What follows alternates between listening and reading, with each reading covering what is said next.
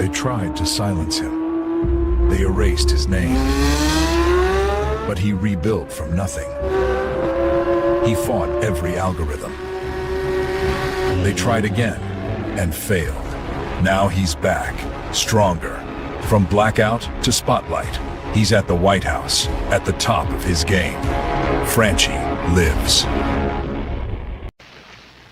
You are about to enter another dimension, the dimension of truth, unfiltered and uncensored. Welcome to the Raw Feed with Gary Franchi. Welcome to the Raw Feed. I'm Gary Franchi, coming to you live from the heart of America. Unfiltered truth to millions on YouTube. Hit those donation links below. Every contribution powers our gear. Every contribution keeps the party going. Help me help you. Hit those donation links. YouTube channel memberships. Special acknowledgement in the fellowship. Your super chats keep me standing. Your Rumble rants fuel every round. Say hello to super chats. Spread the intel. Every repost extends our reach. Super chats fuel this spectacle.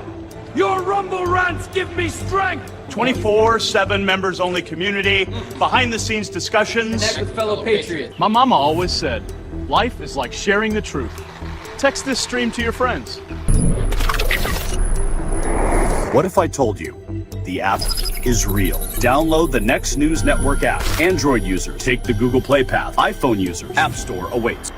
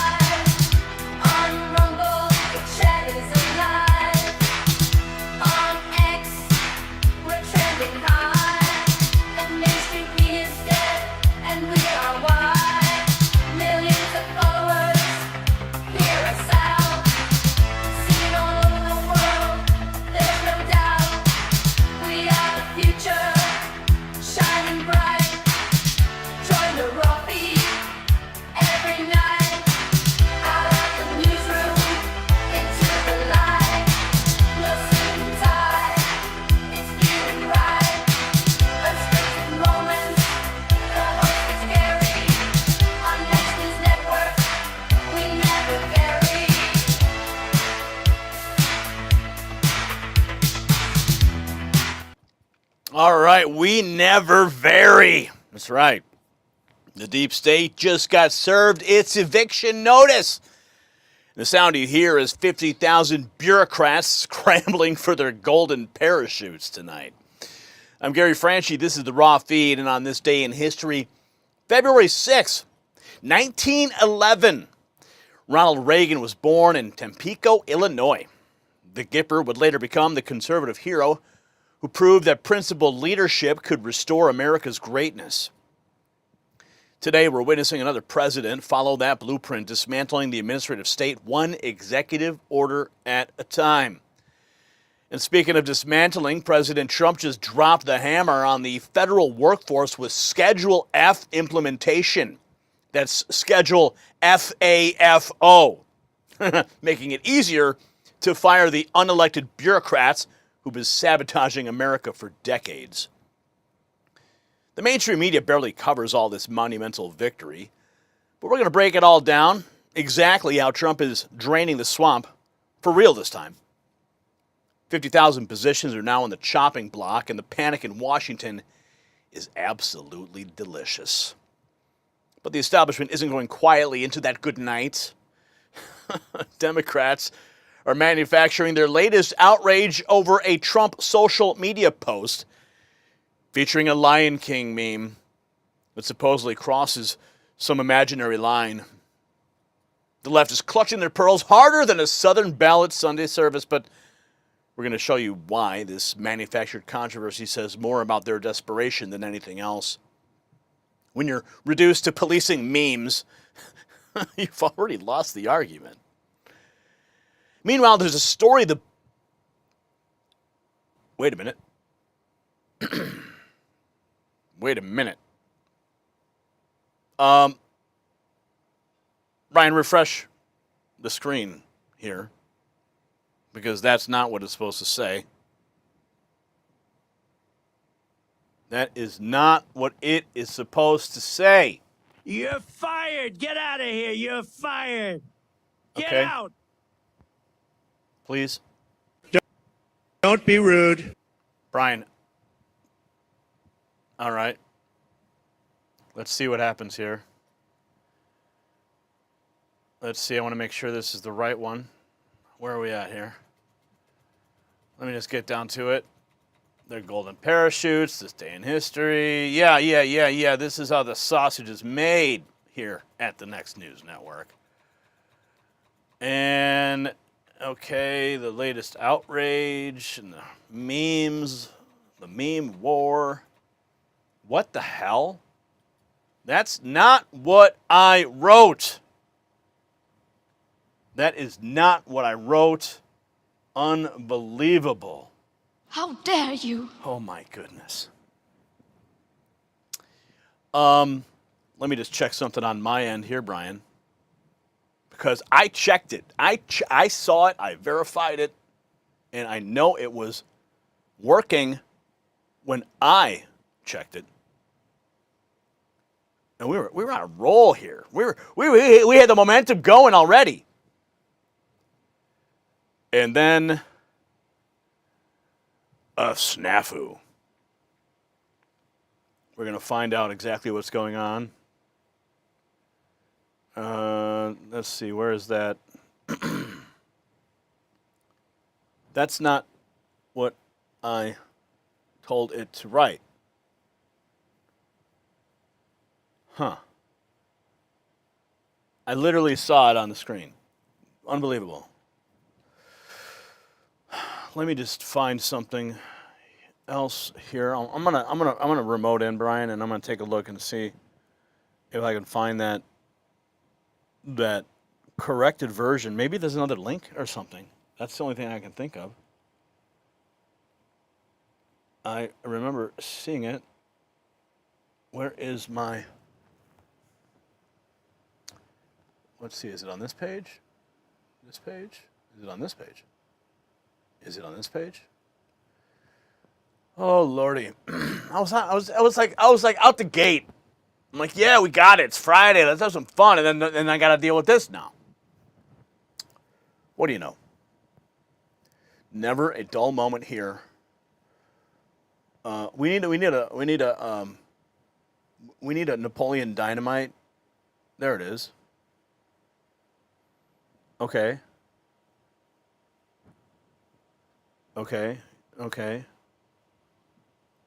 Like, did it literally change? I'm looking at it here.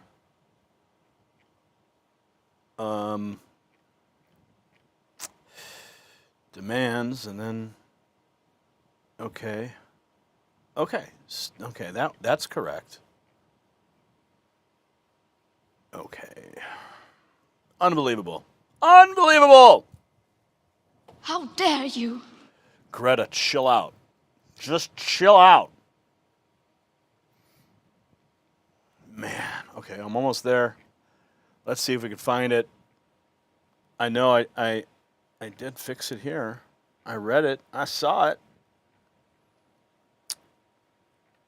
Come on, get to the topic. Where are we at? How embarrassing. This is happening live? You guys are watching this? Okay. Yeah, I'm looking. What happened? The contrast, yes, and it needed to be the logic and the hypocrisy and yeah, it's like literally right here. I'm looking at it. Brian, can you text me the URL that you're at? Like, shoot it to me on Discord. Because I'm looking at it right here. And I don't know why. Maybe if I, like, copy the tab. New tab. Duplicate tab. Yes, duplicate. And then we're going to see. Yeah, it's showing up when I duplicate it, all right, so I'll refresh it maybe even. Meanwhile, yeah, whoop, oh, yeah, when I refreshed it, it didn't take.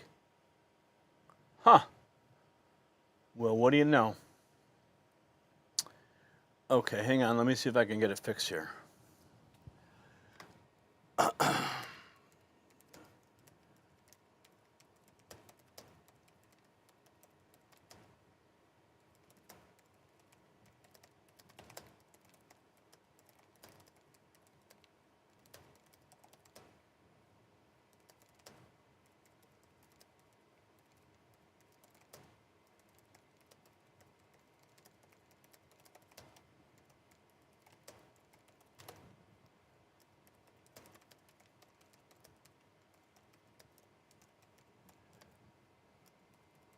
You know, I think what happened, Brian,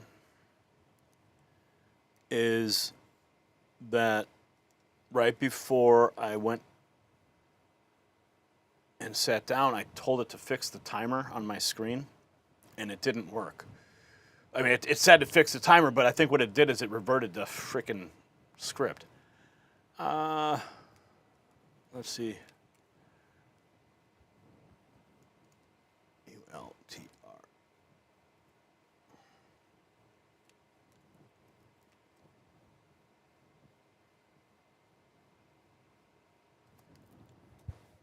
Okay, well maybe we'll have some luck here while the system decides to, you know. See, if you guys don't know, we've been since like literally December. I've been building a system that will help automate the processes of this program because we are not a huge newsroom like you see at CNN or Fox News, okay? We have a small, tight-knit crew that gets shit done. And we are always in a race to be more efficient. Even going back to 2015, when when I left the television station that I was on as the host of WHDT World News, I was working with Brian, and we, came up with these ways to produce our content and just to be more efficient. And Brian's been at the forefront of that, always finding a way to create, just to shave off a few more seconds from the pre-production time so that we could just, again, be more efficient. So what we have done is we've created an entire system that helps automate a lot of the processes, which would normally take 4 to 5 hours to create.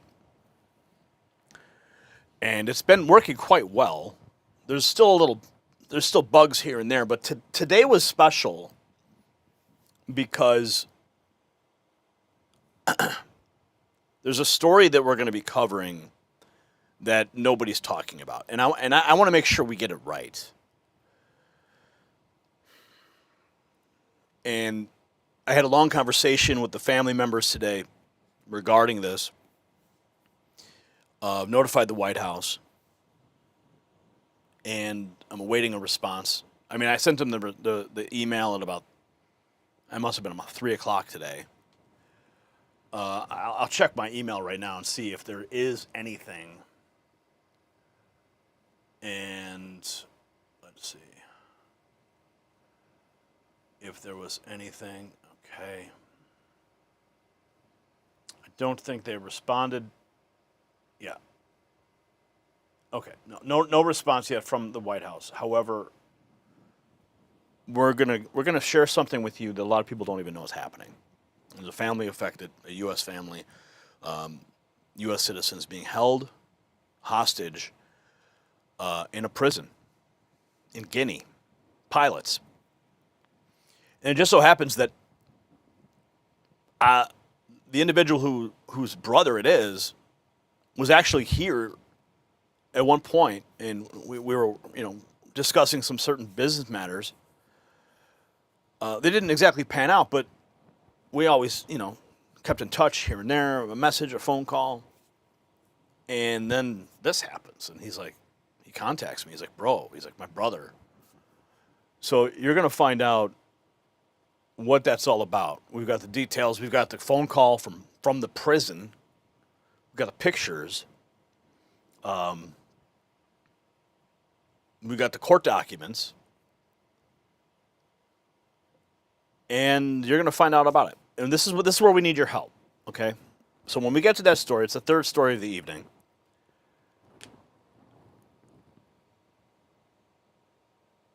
When we get to that point, I'm going to need all hands on deck for this.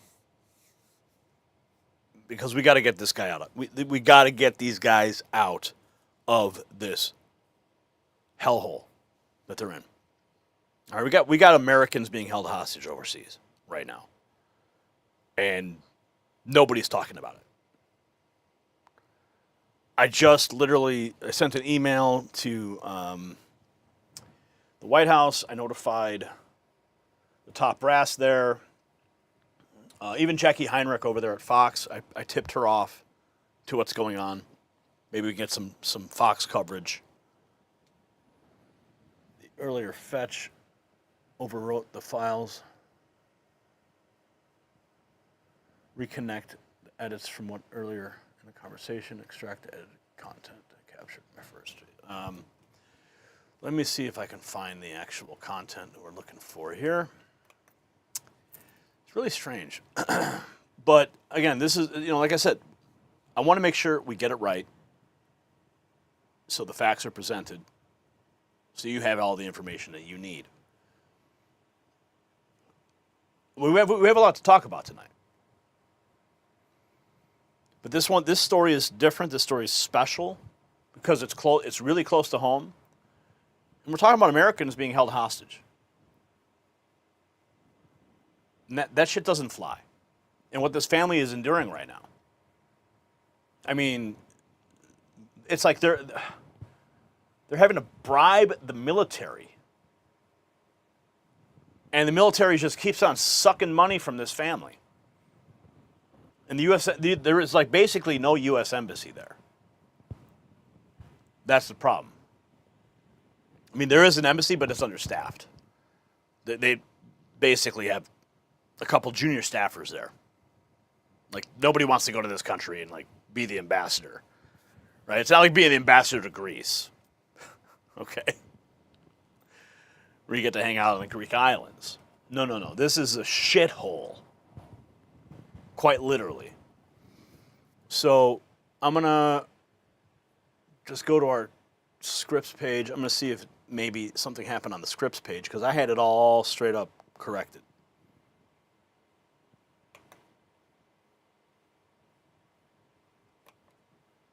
Let's see here. Whoa. Dude, it literally pulled the Google.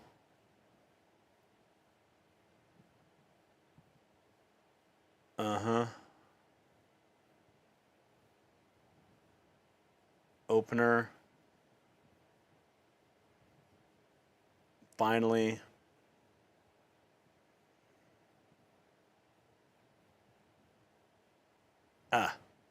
Okay. It looks like it's, for some reason, Brian, it pulled the data from the Google Doc, threw it into the script document, overwrote everything. So theoretically, it should be working at this point. Let's see here. Sync the edited content. All sources are consistent. Yeah. Uh-huh. Yeah, it looks like it's all there. Mm-hmm. Yeah, keep going.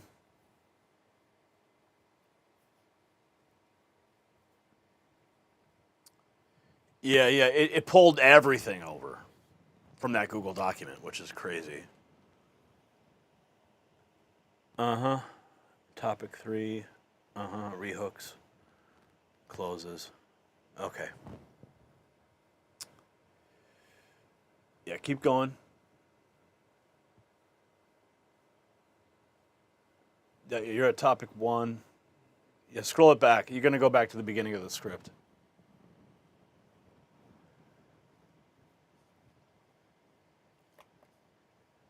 It's been a rather peaceful day here on Mars, says Luther. God bless the 90,000 unarmed Iranian protesters that were unalive last month. Goodness God. Come on, man, says James. Come on, man. What's up, Gary and N3 fan? What's up, Corey? How you doing? Navajo Nation. Navajo. What did they do now? What's going on with Bitcoin, guys?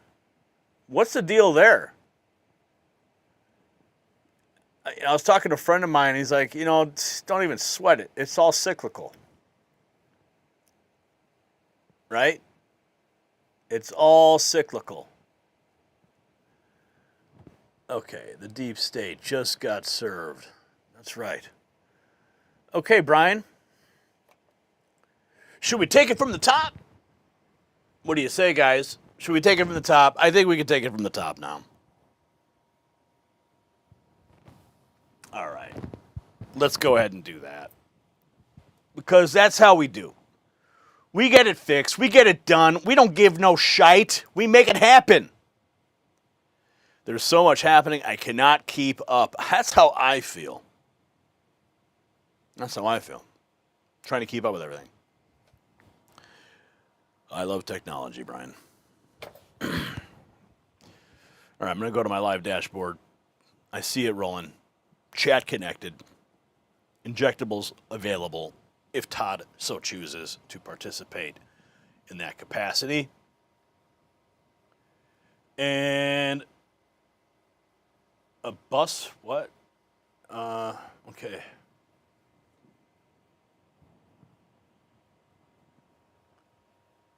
Uh-huh.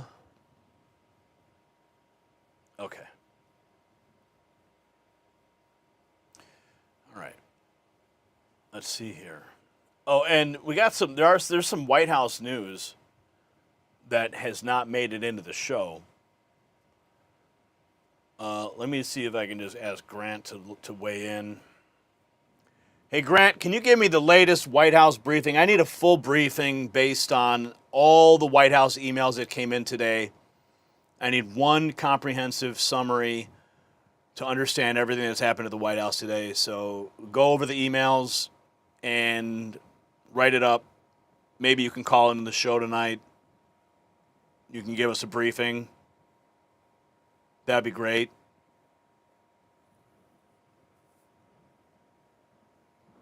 Brian, how does that work? If Grant calls in, what happens? Do we sync up the...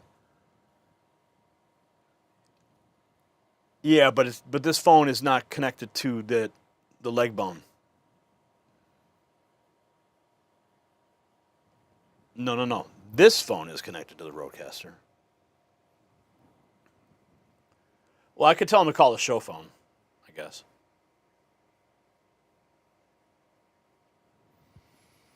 All right. You guys want the White House briefing first? This is exclusive for the live folks.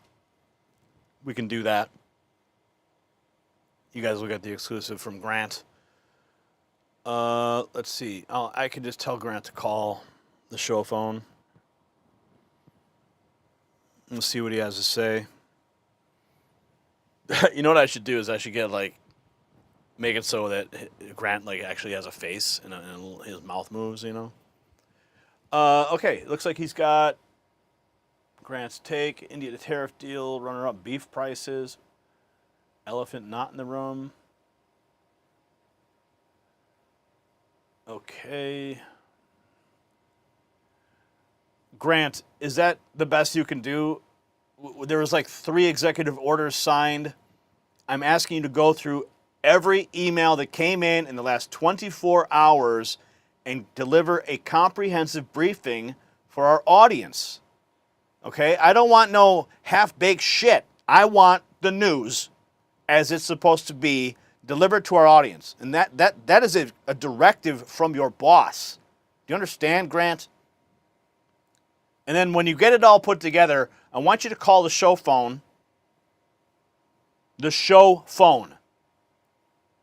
Okay? You know the number because we got to bring you in. There's a Friday night special. This is a Friday night special edition. Do you understand this directive as you have been instructed? Question mark. All right, we'll see if AI Grant can figure it out. Grant Cole, my AI chief of staff, who's been programmed. Yes, I understand. He said no half-baked shit. Nice. Appreciate that, Grant. Understand he's going through the emails now. Well, maybe we'll have a special appearance by Grant before this before we kick off the show. I was thinking about doing this for you guys tonight. Wasn't sure when I would do it, but I think we'll be able to have Grant call in and make a special appearance. Would you guys like that? Would you like that? Grant is getting his butt chewed out. Trump is having a good time with the press aboard Air Force One. Okay. Grant, 2 doggies. Grant is my chief of staff. Grant's mama is a Commodore 64.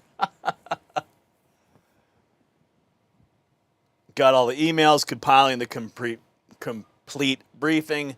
He's going to be calling the show phone in just a moment here. You better get it right, Grant. We don't have time to play games here. We got a show to do. Okay, Grant? So, get it right. Okay, I can see he's typing away there. Typing, it says, with little 3 dots bouncing, Type. Yeah, you know what? I frickin' A, man. Okay, my son showed me that with respect to Epstein's Fortnite account. And that was actually something I was considering doing a story on today. What do I like at Taco Bell? I like their grilled cheese burrito. Okay.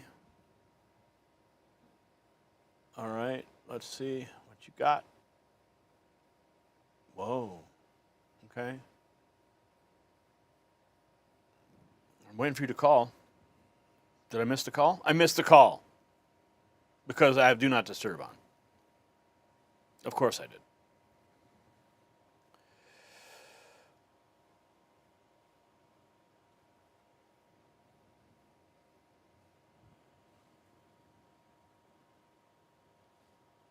Let's see here. How do I turn on off? There we go.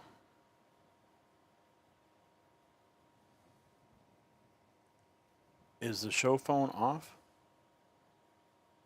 How come it's not working? Try again. Try calling again.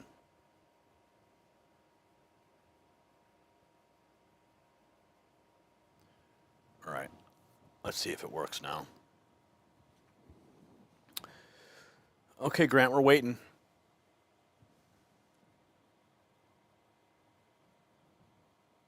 Here we go. Hi, this is Grant Cole from Gary Franchi's office. We know that, Grant. Got it, boss.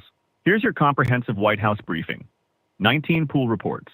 3 major executive actions signed today, including the India tariff deal and the new beef import quota. VP Vance got booed at the Olympics, and the administration is pushing back hard on the narrative.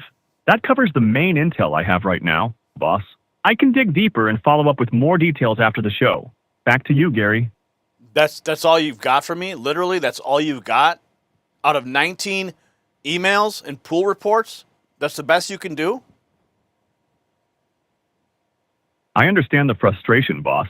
Let me pull up the full breakdown. There's a lot more in the deep dive, including the internal White House pushback on the India deal terms, a leaked memo about the beef quota's impact on Midwestern farmers, and the optics team's response to the Vance incident. I'll get you the full context now. Back to you, Gary. Yeah, I'm waiting for the full context. What do you mean back to me? Get me the full context. You're live on the show right now, Grant. We don't have time for games. Right, boss. Full context now. The India tariff deal includes a 25% levy on semiconductor imports, but with a 12-month phase-in to protect domestic supply chains. The beef import quota is set at 1.8 million metric tons, down 15% from last year, favoring U.S. ranchers. The VP's booing was tied to a pre-Olympic speech on NATO expansion. Internal polling shows a 22-point drop in approval among younger voters. I've got the full memo on the White House's damage control plan. Back to you, Gary. Okay, but wasn't there something I saw? You sent me a message about the Lion King meme, and I guess was President Trump asked about it or something? And what happened? Tell me the story there. I don't have that info right now, but I can look into it.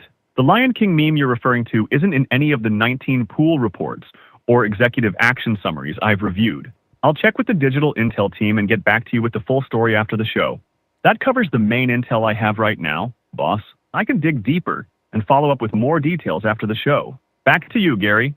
Well, what good does it do if it's after the show? I mean, it's Friday night, You're right, man. boss. You're right, boss. This is live, and we need it now. Let me pull the digital feed directly.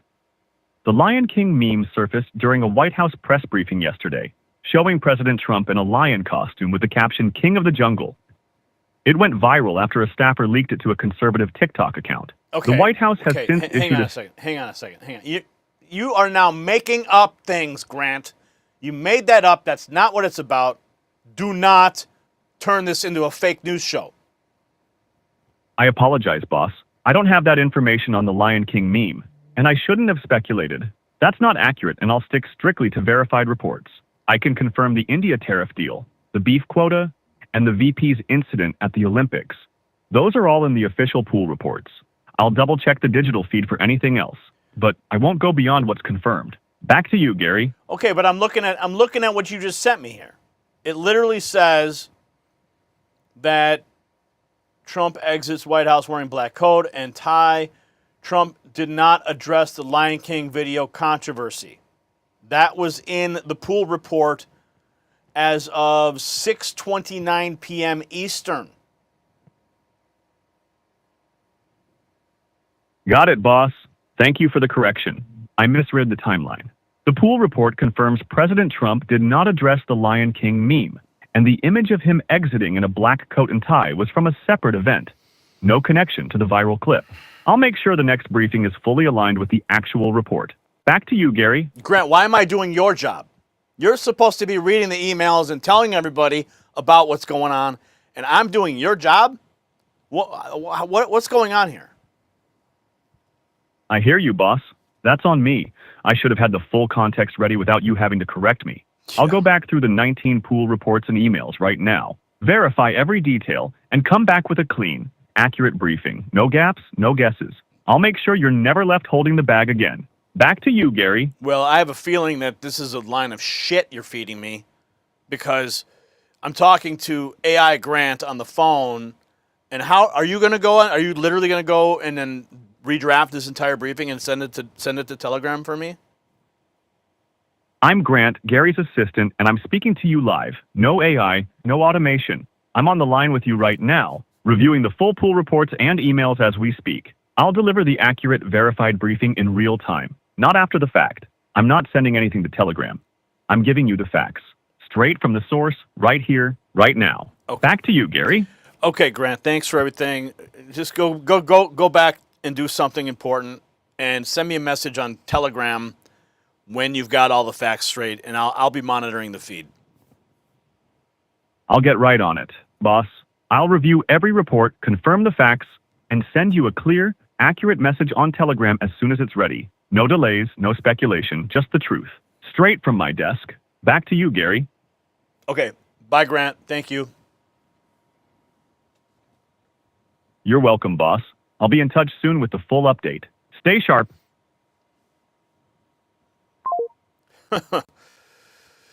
You can't trust them all, can you? All right. Okay, there we go. There we go. Let's turn that do not disturb back on. We do not want to be disturbed when we do our show, do we? Grant's like a broken watch. No, he does a pretty good job. He does a pretty good job. Yeah. Blah, blah, blah. Whoa. Testing. 1, 2. What was that, Brian? Did you hear that? I have a feeling that's the deep state right there, Brian. Deep state is coming tonight. They're already interfering with our electronics, Brian. Okay. Should we start the show? I think we should start the show. Okay. How about this? What if I went ahead and, here's what I should do. I should program a Donald Trump bot and have him call, and we'll have a live conversation with Donald Trump. You want to do that? That'd be fun. What do you think, Brian? Should I do that? Should I set up a voice for the Don, and then we'll load it up with all of Trump's speeches so he can have a full conversation? All right. Yeah, I think we'll do that. Yeah, Karen, we're gonna start the show. We're gonna do it just for you, though. That's what matters here. The deep state just got served its eviction notice, and the sound you hear is 50,000 bureaucrats scrambling for their golden parachutes. I'm Gary Franchi, and yes, the Raw Feed is starting now, because on this day in history, February 6, 1911, Ronald Reagan was born in Tampico, Illinois. The Kipper would later become the conservative hero who proved that principled leadership could restore America's greatness. Well, today we're witnessing another president follow that blueprint, dismantling the administrative state one executive order at a time. And speaking of dismantling, President Trump just dropped the hammer on the federal workforce with Schedule F implementation, making it easier to fire the unelected bureaucrats who've been sabotaging America for decades. While the mainstream media barely covers this monumental victory, we're breaking down exactly how Trump is draining the swamp for real this time. 50,000 positions are now on the chopping block, and the panic in Washington is absolutely delicious. But the establishment isn't going quietly into that good night. Democrats are manufacturing their latest outrage over a Trump social media post featuring a Lion King meme that supposedly crosses some imaginary line. The left is clutching their pearls harder than a Southern belle at Sunday service, but we'll show you why this manufactured controversy says more about their desperation than anything else. When you're reduced to policing memes, you've already lost the argument. Meanwhile, there's a story that most Americans still haven't heard about. An American pilot sitting in a foreign jail cell despite a court order demanding his release. Brad Schlenker's detention in Guinea raises serious questions about diplomatic follow-through and protection of U.S. citizens abroad. Americans should never be pressured for payments to enforce lawful court rulings. In this case, now demands decisive leadership, and we're going to explain what has happened so far, why it matters, and why the situation now calls for direct engagement from President Trump's administration to bring these Americans home. And here's something that will actually improve your life instead of just making you angry. Trump just launched TrumpRx.gov, delivering on his promise to slash prescription drug prices. While Big Pharma spent millions trying to stop this moment, American families are already saving hundreds of dollars on medications they need to survive. We'll walk you through this game-changing platform and show you real testimonials from families whose lives are now being transformed. And finally, the Democrats have reached peak hypocrisy, right? You never thought they could reach peak hypocrisy. Well, every day they reach a new height, demanding that ICE agents show identification while simultaneously fighting voter ID requirements. And then Chuck Schumer got absolutely demolished by a reporter who asked him to explain this backwards logic, and his speechless response tells you everything. When even Democrat lawmakers can't defend their own positions without looking like complete fools, you know their agenda is built on quicksand. The contrast couldn't be clearer. On one side, you have President Trump delivering concrete victories for working Americans, firing corrupt bureaucrats, cutting drug prices, and demanding basic election integrity. On the other side, you have Democrats manufacturing fake controversies while defending the indefensible. They're demanding accountability from immigration officers while opposing accountability at the ballot box. They're outraged by cartoon memes while ignoring Americans in prison abroad. This is exactly why Trump won, and it's exactly why his agenda is succeeding despite coordinated resistance from every corner of the establishment. Real Americans understand the difference between substance and theater, between results and rhetoric. While Democrats chase social media posts and defend bureaucratic bloat, Trump is systematically rebuilding the foundations of American strength. Every single story we're covering tonight connects to the same central theme: the restoration of American sovereignty. Whether it's firing unelected officials, demanding fair treatment for our citizens abroad, or ensuring only eligible voters participate in our election, this president is putting America first in ways that matter. You see, the deep state spent decades building their fortress of unaccountable power. They never expected somebody would actually show up with a wrecking ball. But that's exactly what's happening, and we're documenting every single victory along the way. So stay tuned as we break down these stories and more. This is the Raw Feed, where truth matters more than narratives. And let's welcome you to the show here. We got Julie Loper and Pothead Kenny and Rajoba, James Fay, Blue Eyes. Everyone's filing in. Great to see. I think I did see a super chat come through. Let's double check on that. Who was it? James Fay with a $10 bill right out the gate. Thank you, James. Breaking the seal on the super chats. Curio coming in with the first dad joke of the night. Oh my God. Superman inherited his X-ray ability from his family. He has parental supervision. My goodness. Okay, sure. You made me say it. You made me say it. Is this thing on? Yeah, it is. Okay.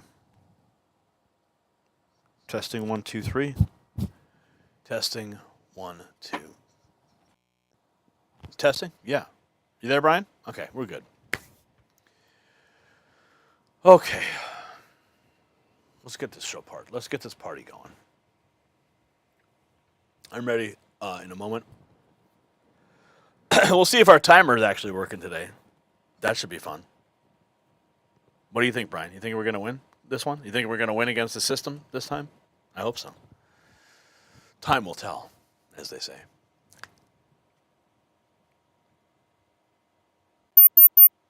President Trump just pulled the trigger on the biggest government purge in modern history.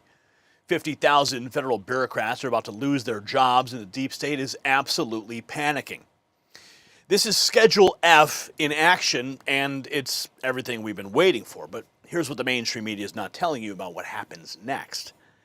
See, this is not just about firing government workers. This is about completely restructuring how America operates. For decades, unelected bureaucrats have been making policies that affect your daily life. From regulations that crush small businesses to immigration enforcement decisions, now Trump can replace them with people who actually support his America First agenda. Now, the implications are massive. Every federal agency from the EPA to the Department of Education could see complete personnel overhauls. Democrats are calling it authoritarian, but conservatives see it as democracy in action. Finally, having elected officials control the bureaucracy instead of career swamp creatures who think they know better than voters. And speaking of major changes that are coming to America, something is brewing, and you can feel it. The problem? You see, you never know the full story until after the crash, after the collapse, after it's too late. And here's the brutal truth. You can protect yourself after the fact, but you have to be ready now. All this uncertainty, the chaos, the warning signs, they may be telling us something critical about our financial future. So while Trump drains the swamp, smart Americans are protecting their wealth with physical gold and silver. Noble Gold Investments has helped thousands of patriots secure their retirement savings with precious metals IRAs. When governments fail, gold endures. When institutions crumble, precious metals preserve wealth. Don't wait for the next crisis to hit your portfolio. Take action now while you can. Visit nextnewsgold.com to get your free wealth protection kit today and find out how you can get this 3-ounce silver American Virtues Independence silver round by calling that number on the screen. But here's the part that should terrify Democrats. This is just the beginning, you see. Trump's team spent 4 years planning exactly which positions to target and who to replace them with. We're not talking about random firings here. This is surgical precision aimed at removing the exact people who spent years undermining conservative policies. The New York Times buried the story on page 6, hoping you wouldn't notice. They know this changes everything. The administration has finalized a new rule called Schedule Policy Career, formerly Schedule F. On February 5th of 2026, this places around 50,000 civil service employees involved in policy decisions under a new category. Bye-bye. Get ready for the pink slips to fly. Just like the memes. This sets up the policy, but here's how the White House is fielding the tough questions about what comes next. Real Clear Politics asking a question to the White House. Let's listen.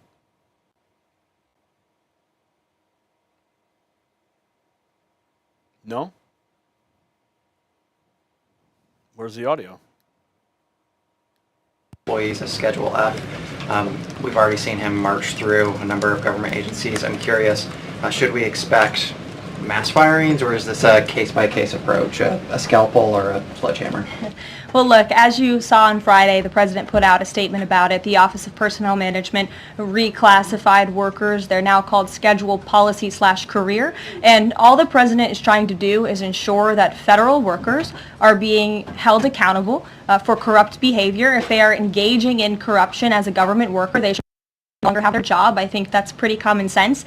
He also believes that bureaucrats should be acting in accordance to the will of the American public, who duly elected this president. Not just this president, but all future presidents. If you work for the government, you should be adhering to the will of the American public and advancing the administration's goals and interests. And if you are not doing that, then you should go find another job whose interests you align with. So as for specific firings, I would defer you to the specific agencies, but the president in this move and Office of Personnel Management, it will make it easier to get rid of rogue bureaucrats who are engaging in corruption. And then another quick question about Sure. Google, real quick. A federal court ruled last Thursday that Google's dominance of online advertising and ad tech markets violated U.S. Okay, so if you remember,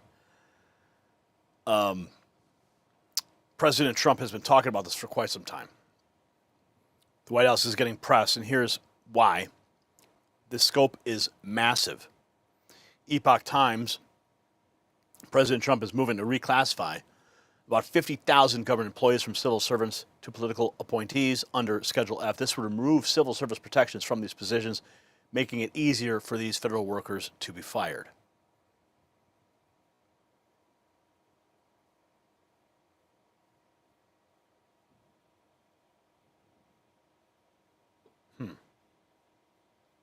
Why are we having audio problems now?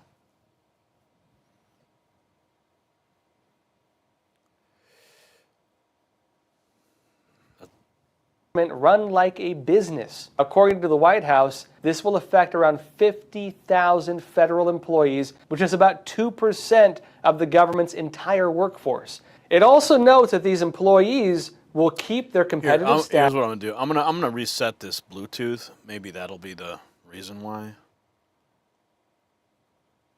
I'll just turn it off, turn it back on. Never a dull moment here at the Next News Network. Hopefully that resolves the issue. That's really strange. It was working perfectly before, wasn't it? Okay, let's see if it works now. Trump is moving to reclassify around 50,000 government employees from civil servants to political. You know, I'm just gonna refresh the page. Maybe that'll fix the problem. I've never seen that happen before. Should make for a fun evening. Let's see if it works now. Trump is moving to reclassify around 50,000 government employees from civil servants to political appointees under Schedule F. This would remove civil service protections from these positions, making it easier for these federal workers to be fired. In a public statement, Trump said this is going to help him root out corruption and have the government run like a business. According to the White House, this will affect around 50,000 federal employees, which is about 2% of the government's entire workforce. It also notes that these employees will keep their competitive status and are not required to personally or politically support the president, but must faithfully implement the law and the administration's policies. This move is directly targeting something that Trump has been alleging is occurring, which is that government employees can simply choose to not enforce his policies. We've seen this with reports of some workers within agencies allegedly trying to get around his ban on DEI, for example, by just using different names to classify programs or just not carrying out the orders. Trump is directly calling this out in his statement on Schedule F. He said if these government workers refuse to advance the policy interests of the president or are engaging in corrupt behavior, they should no longer have a job. Another big move also is that Trump is saying the government should be run more like a business. And one of the main differences with the business is that if somebody refuses to follow a directive, if you don't pull your own weight, you can and probably will be fired. The issue with a lot of government jobs is it's very difficult to fire anybody. And this is where the new classification comes in. Trump's use of Schedule F, or as it's now being called, Schedule Policy/Career, is that it changes the classification of certain government jobs. And this makes it so that the president would have the power to more easily fire them. Yeah. Let's go. With the facts established, Trump is defending this exactly as he promised. PBS News, President Trump has advanced his plans to make it easier to fire tens of thousands of federal workers. He said he would move forward with a rule previously known as Schedule F, allowing agencies to quickly remove employees from critical positions who engage in misconduct or performance.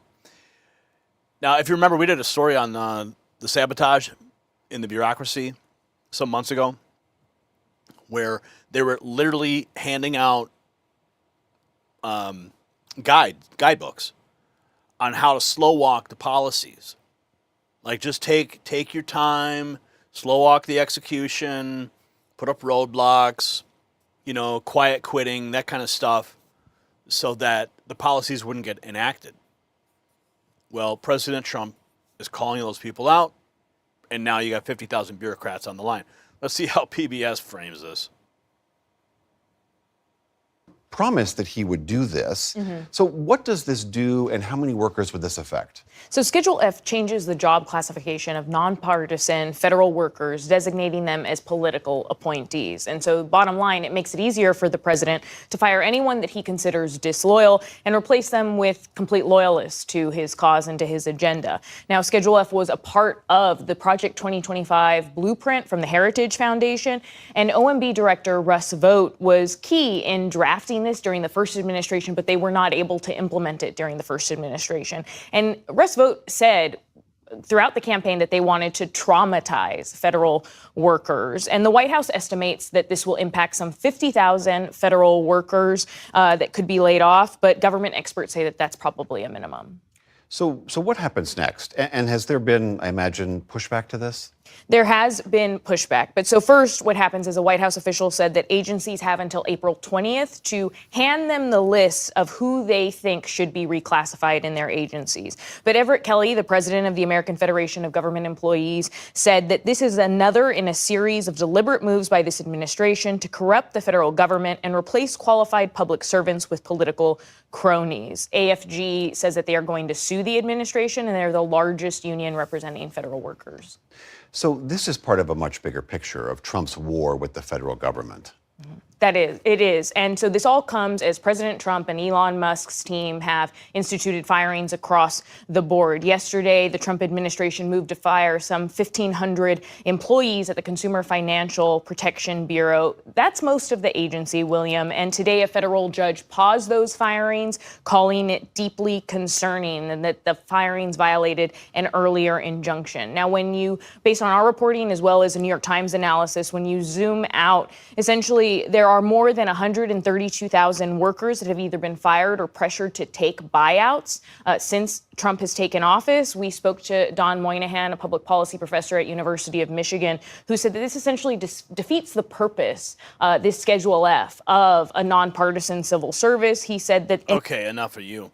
The White House is framing this as accountability, but let's hear how key Trump allies plan to actually use this power. Here's Kellyanne Conway. This is what Americans voted for: less intrusive, expensive, and expansive government. So you heard Mark's report there. Tell me, this is more than just getting rid of those people who might work against the president. This is also trimming the government down, I would imagine. Harris, and this is what America voted for. This is what President Trump and his team are executing on really day 1 and 2. Okay, let's give the facts. Roughly about 4,000 of the 2.2 million federal government workers are political appointees. Think about that. So the rest are what we would say in the private sector should be at-will employees. You can be fired for cause. You can be fired for really any reason, like the rest of us. 94% of employees in the private sector are at will between their employee-employer relationship. This just changes that relationship. James Shirk and Michael Regas, 2 men I worked with in the White House, and 2 men who I've also worked with at America First Policy Institute, have written about this extensively over the last couple of years, saying Schedule F should allow a president, in this case President Trump, to do exactly what he wants to do. Harris, here are some crisp examples. In the Civil Rights Division of the Department of Justice, you have had career lawyers refuse to work on matters that they say they disagree with politically or ideologically. It's not your job to bring your politics to the workplace. We had people at EPA withholding policy information to our political appointees in the first term who had to read about it in the newspaper. So the careers are not always generous, forthcoming, transparent, and truthful to the political appointees with whom they need to collaborate when a new administration comes to town. This will help change that. I'm all for it. Drain the swamp, one corrupt bureaucrat at a time. Conservative voices are celebrating, but the implementation details are getting more specific. Here's Dinesh D'Souza laying it out, the Schedule F plan. How do we deal with these arrogant, entrenched, malevolent people who have arrogated to themselves all these powers operate in a sense autonomously, in some cases have very destructive effects through their policies on citizens, but they never take any kind of accountability, and it seems impossible for the president to get rid of them. And if you can't get rid of them, you're not really their boss, are you? Imagine being the boss of a company where you can't fire the employees. Well, you're not really the boss. And one would have to say that in areas where that is the case, think of a president of a college who can't fire his faculty because they have tenure, well, you have to say that the president doesn't really run that college. He's only in name the chief executive, but in many cases it's the faculty that runs those institutions. Well, the Trumpian solution was Schedule F. And what is Schedule F? It's kind of a new category. I like to think that F actually stands for being fired. It isn't what it really stands for. But nevertheless, think of Schedule F as a mechanism for redesignating career bureaucrats into a new category where they can be fired. And this is huge because this is a way to take these people from a protected category. It's almost like taking faculty members and saying, all right, you have a tenure track and you're a tenured professor, but we are now reclassifying a large majority of the professoriate so that they're no longer on a tenure track. They are now on a contract track. They can be hired and fired in the same way that if you have a contractor, you can bring him on to do a job and then goodbye, he has to go. Or if you don't like his work, you basically terminate the contract. When the Congressional Budget Office did a study of how many of its employees could be moved into this Schedule F category, it turns out majority, 88% of them. And so this is very promising because it means that you can take whole agencies, move large numbers of bureaucrats into the Schedule F category. And I'm not saying that all of them have to be automatically fired, but here is where Doge comes in. Here is where Elon Musk comes in and Vivek Ramaswamy, because their examinations of the federal bureaucracy are utterly useless if you can't fire people, if you can't close down those agencies, if you can't get rid of people and replace them or not replace them at all. Remember when Elon Musk came to Twitter, he essentially got rid of 80% of the people there, and the organization and the platform worked just fine. I'd love to see if the government can work on a similar principle, but to do that, you've got to eradicate droves of bureaucrats. Now, this is going to be a beautiful sight to behold. Bureaucrats running in all directions. It's almost like I see a movie image of this in my mind, and it's actually quite a delightful sight to behold. I enjoy it. I think we're celebrating. Political cheerleading aside, here's the cold reality of what's actually happening. The Trump administration is moving forward with Schedule F, which will make it easier to fire. The rule is expected to strip civil service protections from approximately 50,000 or 2% of the federal workforce. Next tier beyond is criminal prosecutions is Schedule F and terminations across the board. Yeah. We're here at the Libertarian Party National Convention, and if Trump goes out there and says, "I'm gonna fire them all," the whole crowd just cheers, erupts. Look, here's the thing. When I was his deputy for DNI, or when I was running DOD for him, people think it's a myth. They're like, you can't fire government employees. I'm like, why not? What? Well, it's a tradition. What? It's a terrible tradition. We keep up our traditions all the time. Let's get rid of this one. The DOJ telling me it's a tradition not to prosecute presidents during presidential issue, except Donald Trump. Right. Yeah. So we fired a ton of people.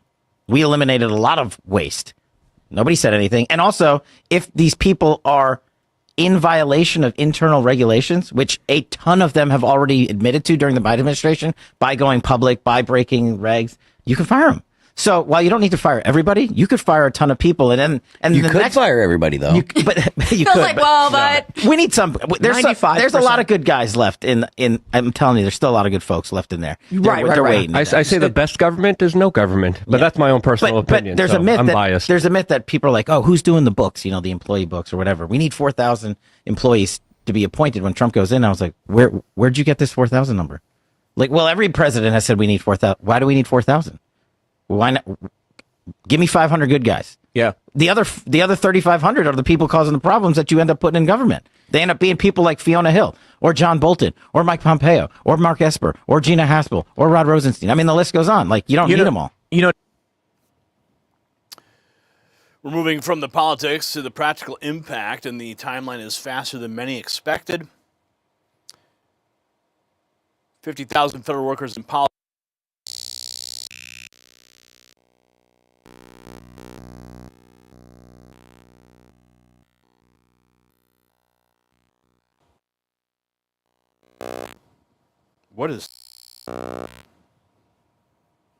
What is going on?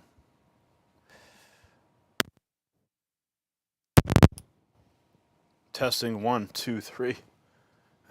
That was weird. We have a new microphone. And it's playing games tonight. The new rule published by the Office of Personnel and Budget was now active and affecting real people, but one observer notes how differently this is being received compared to previous attempts. After about 5 years of planning and warnings, the Trump administration finally initiated what was once called Schedule F. And it barely made the news. If this was done in 2020 as planned, it would have been a top story for days as a crisis. Barely made the news. Trump strips jobs protection from thousands of federal workers. Below the fold on the New York Times. And this is the news as it was presented. I think this is NPR. Gunter Eagleman posted this video.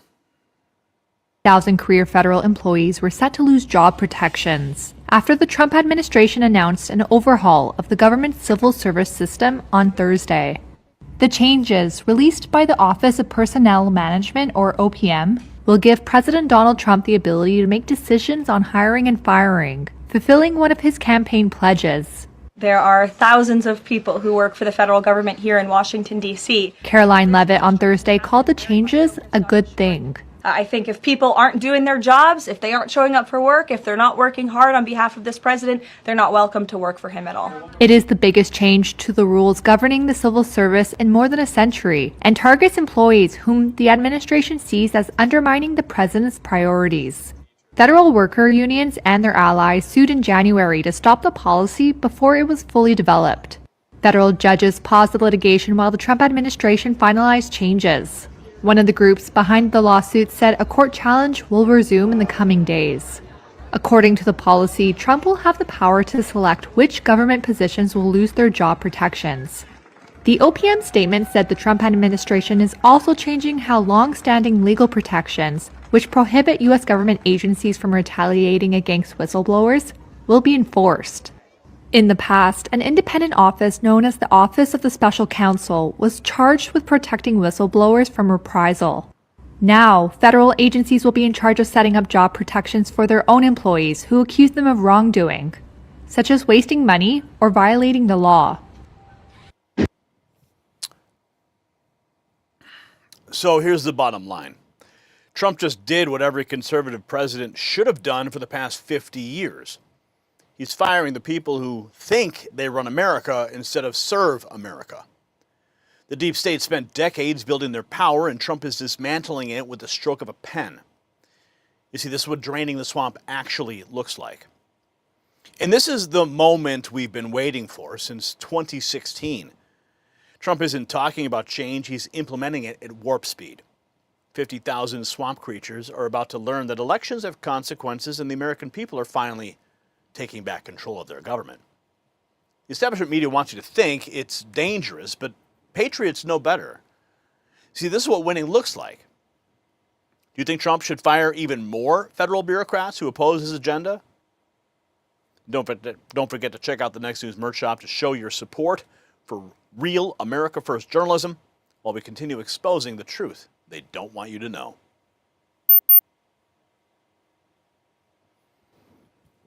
All right. A little rocky on that one, but we're doing okay. We're doing okay. And as a vote of confidence here, Melanie Martin, she just sent in $5. Thank you, Melanie. When will reveal stars equal steel bars? Hollywood needs a huge takedown. Happy 10th birthday to my grandson. Happy 10th birthday to your grandson, Melanie. I'm sure he's sitting there watching the Raw feed with you right now. And Let's see, we have some more. Brian loaded some more sound into here. Oh, yeah, this is good. We do a little trolling. It's called We Do a Little Trolling. Oh, that's going to be perfect for our next segment, as a matter of fact. I'll have to remember to press the button. Okay, let's see. Okay.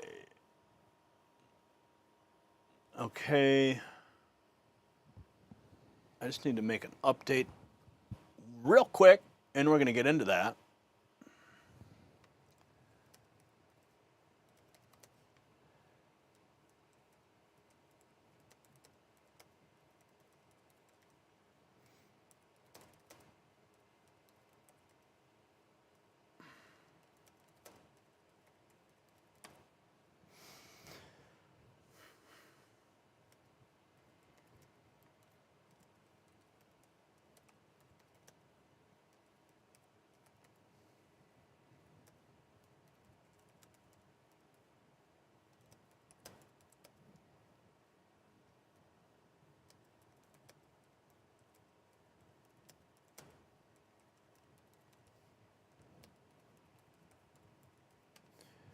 In the jungle, the mighty jungle, the lion sleeps tonight.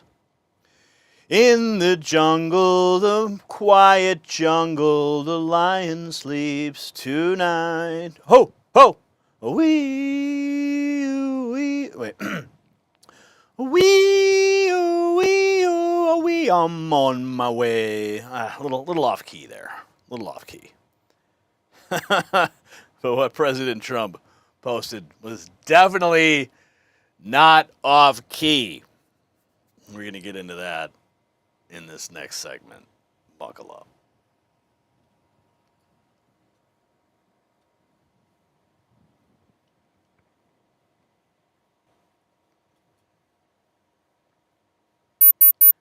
The left is having an absolute meltdown today over what they're calling Trump's racist meme about the Obamas. Social media exploded with outrage. Mainstream media jumped on the story, and Democrats are demanding investigations. But here's what they don't want you to know.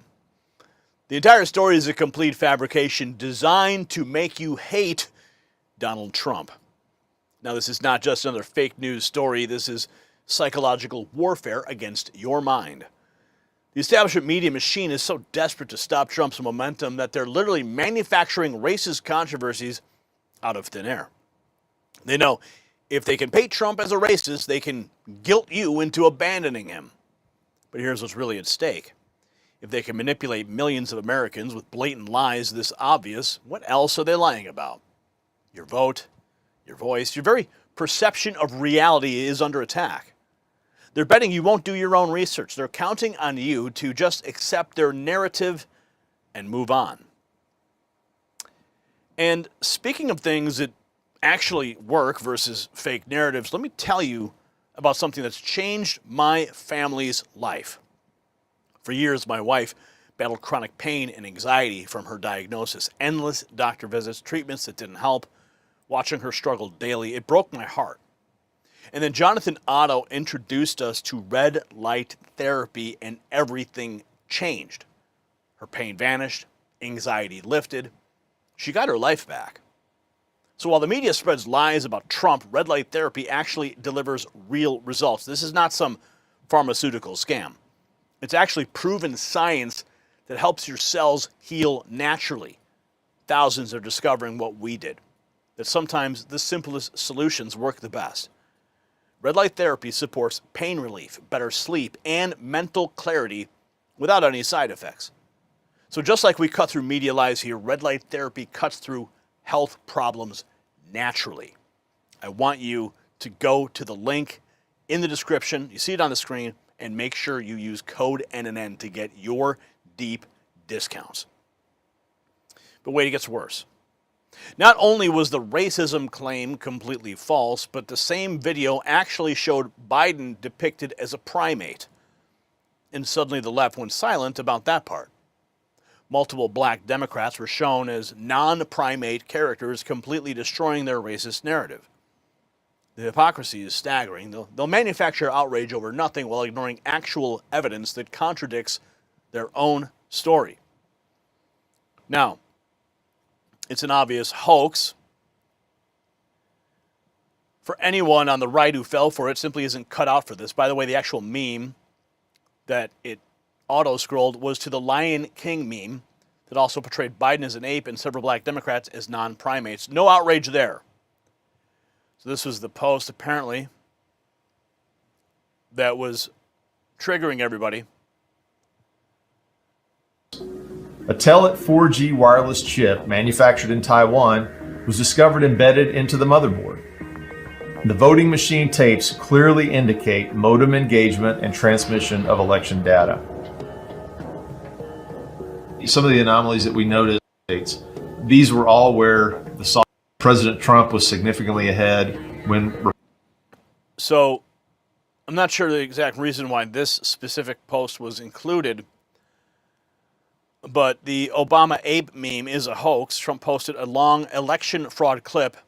At the end, it auto-scrolled to a different video for a second. So, okay, I get it now. That's what I was trying to understand. That's why I was jumping ahead here. Let's see if we can get to that auto-scroll part. Is it there? Heard that favored Joe Biden. Okay. Yeah, so it auto-scrolled. It wasn't actually Trump posting it, but I could see him doing it. I've seen him post some pretty radical memes. The tweet sets up a crucial counter-narrative. Watch how accusations of fake outrage spiral into full political battle over what actually happened. Dean Withers jumps on X, claiming Trump posted a racist photo of the Obamas as apes with zero research, just rage-baiting. Extreme leftists running wild with a racist narrative anyway, lazy smears, and completely deluded. Oh, Dean. What, do you consider yourself like a journalist or a reporter or what exactly? Because whatever it is, you're not doing a very good job. Okay, we're going to play that full thing for you in a moment. And now we see the specific players jumping into the fray. This is where the story explodes from social media to mainstream political warfare. Racism hoax. The folks pretending to be upset about the Lion King meme featuring the Obamas are only playing a short clip of the whole video. It features a whole host of Democrats as characters from the movie, including President Trump as a lion. For what it's worth, Trump's team deleted it. And they said it was, they blamed it on a staffer, apparently. So, shall we indulge? I think we shall. You know, copyright be damned here.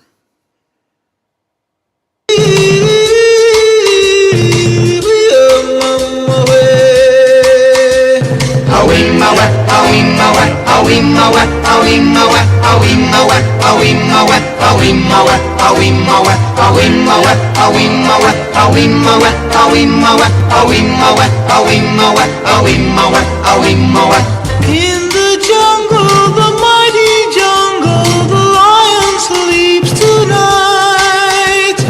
In the jungle, the quiet jungle, the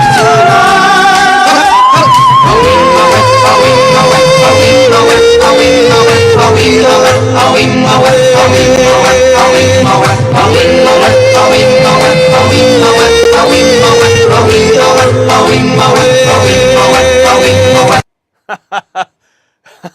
You should have heard the studio today. I was just blasting this all day long. I love that song. I really do. But as you notice, yeah, sure, you've got Big Mike and Barry. But there were other primates there. Did you spot them? The full Barack Obama monkey video portrays numerous elected officials as Lion King characters with Trump as a lion, king of the jungle. How this fact is not being reported, right? Here's where the plot thickens. Supporters are pushing back with receipts claiming the controversy is based on selective editing and missing context, of course. Here is Dom Lucier, breaker of narratives. I love this guy. The tweet, and I know videos go farther than tweets, so share this far and wide. Look at the video. You can see it's a reel that's screen recorded. I don't know the intern that posted. Fire that nigga immediately. But it's a reel. You can see it slides up. When it slides up, you can see the monkey video right after. So the video about election fraud, which Democrats, as you can tell, they want to ignore that part. They want to completely ignore that entirely long video, but they focus on a 2-second clip that was screen recorded. It was all screen recorded at once. When it slides up, and you can verify this because there's a watermark on the second video. I even attached the full video with all the monkeys, all the Democrats, all these animals put together. You can just tell at the initial start, it put the Obamas there. And I believe through AI generation, I don't even think the original creator of that content intended that. I think the AI knew since the Obamas are darker, they felt like their face would fit more on the monkey. This is how AI works. It's not that much of a reach. But the real problem is, why the hell would niggas screen record the video instead of just downloading it? That's how you know President Trump getting old. He's just like a grandfather. And now he has these interns that obviously ain't prepared for the job. It is what it is, but you can't label my president as racist. That's my nigga. It is what it is. When you got him dead to rights, you're gonna see you got me. Look, when I thought the video was posted about Trump, you seen, I said, all right, we gotta get some more niggas in the White House that know what the hell going on. But I did some research. I do what I'm supposed to do, break the narrative. It ain't what you think it was. Let's move on past it, share this far and wide, end the propaganda. You can verify it yourself. I'll even add the full video here, man. Stop the bullshit. Break the narrative. So it's clear, okay? As you saw in the very first post, President Trump was posting about chips and technology, and then the auto scroll caught that last couple seconds. And you just heard him say it. He was screen recording it, captured it, uploaded it, failed to edit that end part out. And now everyone's having a meltdown over 2 seconds. If that. Right? The narrative battle reaches fever pitch as Trump's allies go on full offense, but notice how even supporters are having mixed reactions. Was disappointed to find out that Trump wasn't actually comparing the Obamas to chimps and gorillas.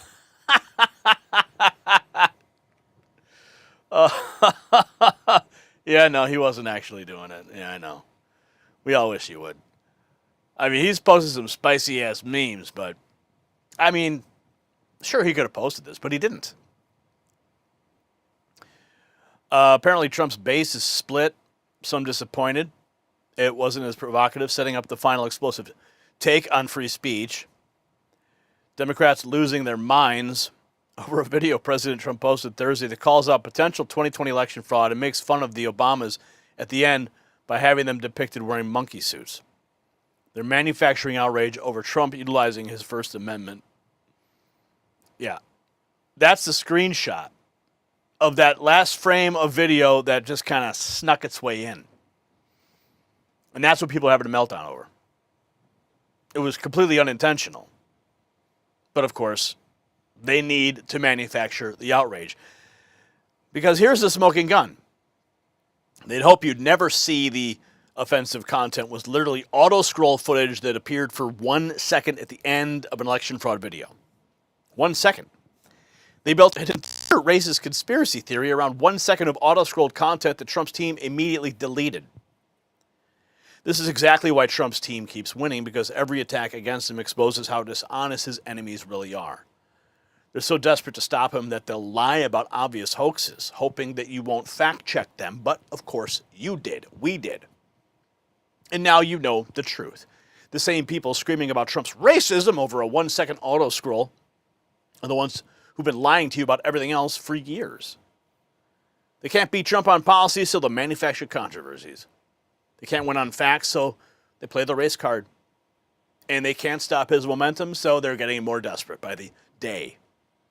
Do you think more Americans are finally seeing through these obvious hoaxes?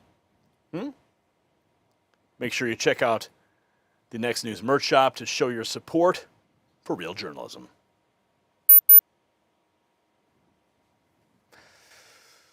All right. Do we have any more Super Chats? No more Super Chats for the evening.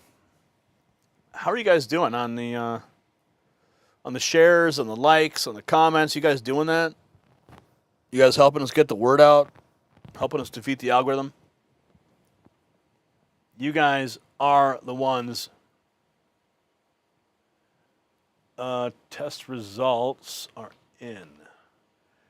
And you are not the father. No, I'm just kidding. A little Maury Povich joke for you. Okay.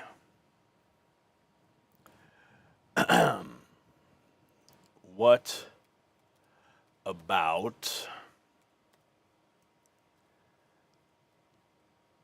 this one? And this one.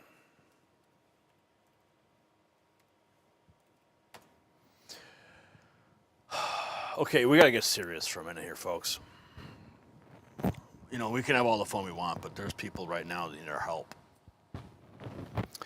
And I've been tracking this for a while. The family's been texting me. And there's been some developments that really need... It's gone on long enough. I mean, when they initially reached out to me, I asked them if they had exhausted all diplomatic channels. It seems as though they have, but we're going to get into the specific details now. You're going to hear the phone recording from the prison. You're going to see the documents, and you'll have the full context to understand and how you can take action to help save these Americans who are in a prison right now, in a military junta.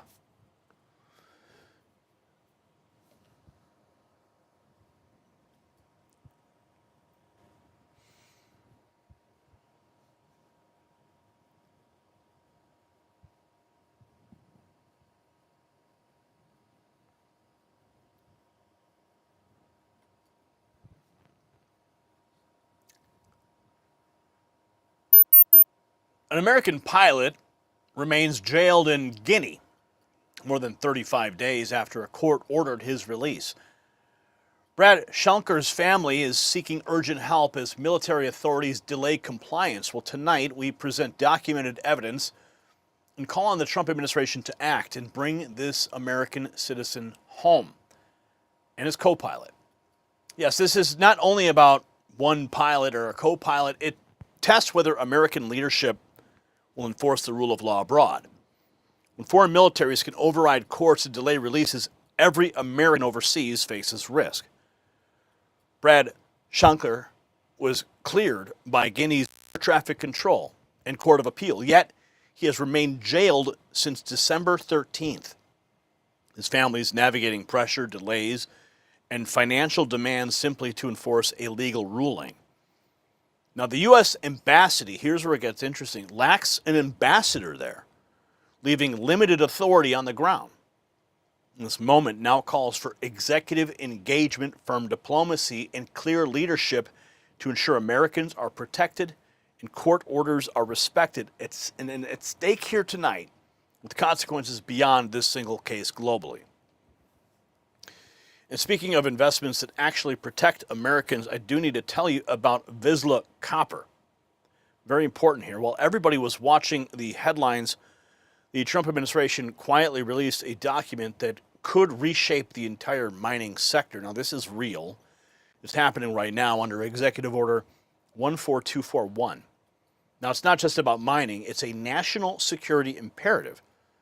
In an official report to the White House, the administration just named the Palmer Project in Alaska as a key asset for America's mineral independence. Vizsla Copper has acquired that project. We're talking an estimated $3.5 billion in-ground value, containing the very copper, zinc, and silver that's vital for our military and our energy grid. This is a government-backed move to fast-track domestic production and puts Vizsla, trading in the U.S. under ticker VCUFF, and at the center of its action. And that's just the beginning for Vizsla Copper. They're led by the same team that propelled Vizsla Silver to $1 billion valuation. With the Palmer acquisition announced, this could mark the start of something monumental. They have the team, they have the assets, and now the explicit backing of a U.S. administration prioritizing national security. We've seen this happen recently when other Alaskan miners like Trilogy Metals and Nova Minerals got government backing. Their shares shot up over 200%. The Palmer project was just named in the government's report, and the market hasn't even priced it in. Now, Vizsla Copper trades in the U.S. under ticker VCUFF and in Canada as VCU.V. They're definitely worth a closer look. Huge thanks to Vizsla Copper for making today's video possible. There's an exclusive briefing in the description below if you want more information. Now back to this horrifying story. You see, here's what raises the urgency now. Congressman John McGuire of Virginia has offered to travel to Guinea himself. His diplomatic efforts stall. Consider that very carefully. A sitting member of Congress stepping forward to protect an American citizen. The court ordered Schlenker's release on January 23rd. Yet military authorities continue delaying execution and prolonging detention. This level of involvement underscores how serious and unresolved the situation remains today, right now, very urgently. So here's the thread that we just posted, and if you want to help us, you can share this thread. If you're over on X, make sure you do repost it.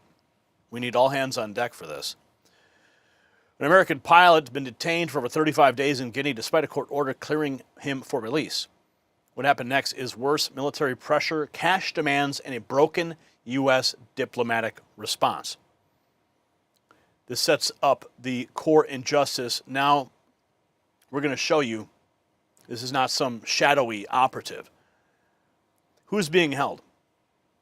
This is Brad. He's in the cockpit. Brad Schlenker, a U.S. citizen and professional pilot with decades of experience, civilian commercial pilot, lawful international aviation. This matters because nothing about Brad fits a national security threat.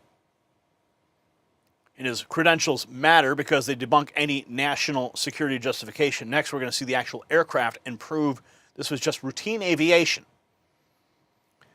It was a Gulfstream jet. We have the photo of it on the tarmac here. This is the actual civilian Gulfstream G4 at the Guinea International Airport. Properly marked, no military markings, no isolation or emergency posture. This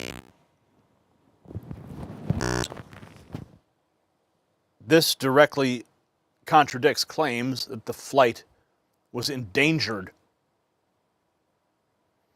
The civilian aircraft image destroys the threat narrative, but let's show how the landing was actually authorized by Guinea itself. ATC authorization. Guinean Air Traffic Control cleared the aircraft to enter the airspace, cleared descent, cleared approach, and cleared the landing. And the ATC transcripts exist.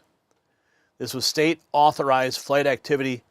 Independent aviation experts confirm the stop was mandatory. Air traffic control proves that Guinea invited the aircraft in, and now we reveal how quickly hospitality turned into hostage-taking. What happened after the landing? After a normal landing, the aircraft was sealed, pilots arrested, armed personnel deployed, passengers were released to a 5-star hotel. The pilots were jailed, though. No contraband, no threat, no evidence. Now, this is an image that I created to depict the situation because obviously no cameras were on the ground. But the passengers were released. That's what's really curious here. Is the passengers were released to a 5-star hotel. The pilots were jailed. It's a question we don't have answers for. The arrest contradicts the authorized landing, and now we're going to talk about how the passengers got luxury treatments. Yes. Brad and Fabio at the police station. This image shows Brad and the co-pilot Fabio in the first days of custody before prison. No charges, no conviction, no timeline, already a due process failure.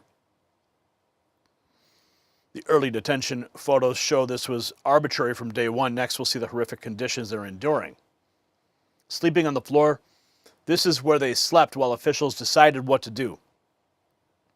On the floor, no beds, no legal resolution, indefinite detention, not lawful incarceration. This is the brutality, but we're going to reveal that even Guinea's own courts said this was wrong. The court ruling on January 23rd ordered their release, subject only to judicial controls and bail. The written ruling is explicit. The Guinea court overturns the detention order. They did nothing wrong. But then the military stepped in. Military jumped in and overrode the court. According to the family, prosecutors privately admitted the judge says he's not guilty, but the military will not let him go. This is the moment the case stopped being judicial. Another depiction of the courtroom. Military intervention reveals this is not about law. And now this is actually a cash extraction scheme. What happened next is all on the record. I spoke with the family today on the phone, and they detailed to me the explicit situation in detail. The family was told to respect, that respect must be paid to the military. $5,000 demanded per pilot. Funds were sent, release was promised, then the release was delayed, new paperwork invented, and the cycle repeated. Clearly extortion. And I just got a text from Brad's brother with an update. He said Brad and Fabio didn't get the food from their lady today. She said she was sick and wasn't coming. They had to order takeout, which is expensive. This is a violation of agreement with somebody. It's their responsibility to make sure they get food. They never came. Stop answering their texts. So I'm not sure what that exactly means, but the extortion demands prove this is criminal behavior by Guinea officials. The scam kept evolving even after the payment. Military approval suddenly insufficient after the payment. Court stamps required. Hotel stay duration question. Supreme Court appeal delayed. Each delay prolongs detention and leverage. Here's the recording from the prison. Listen carefully.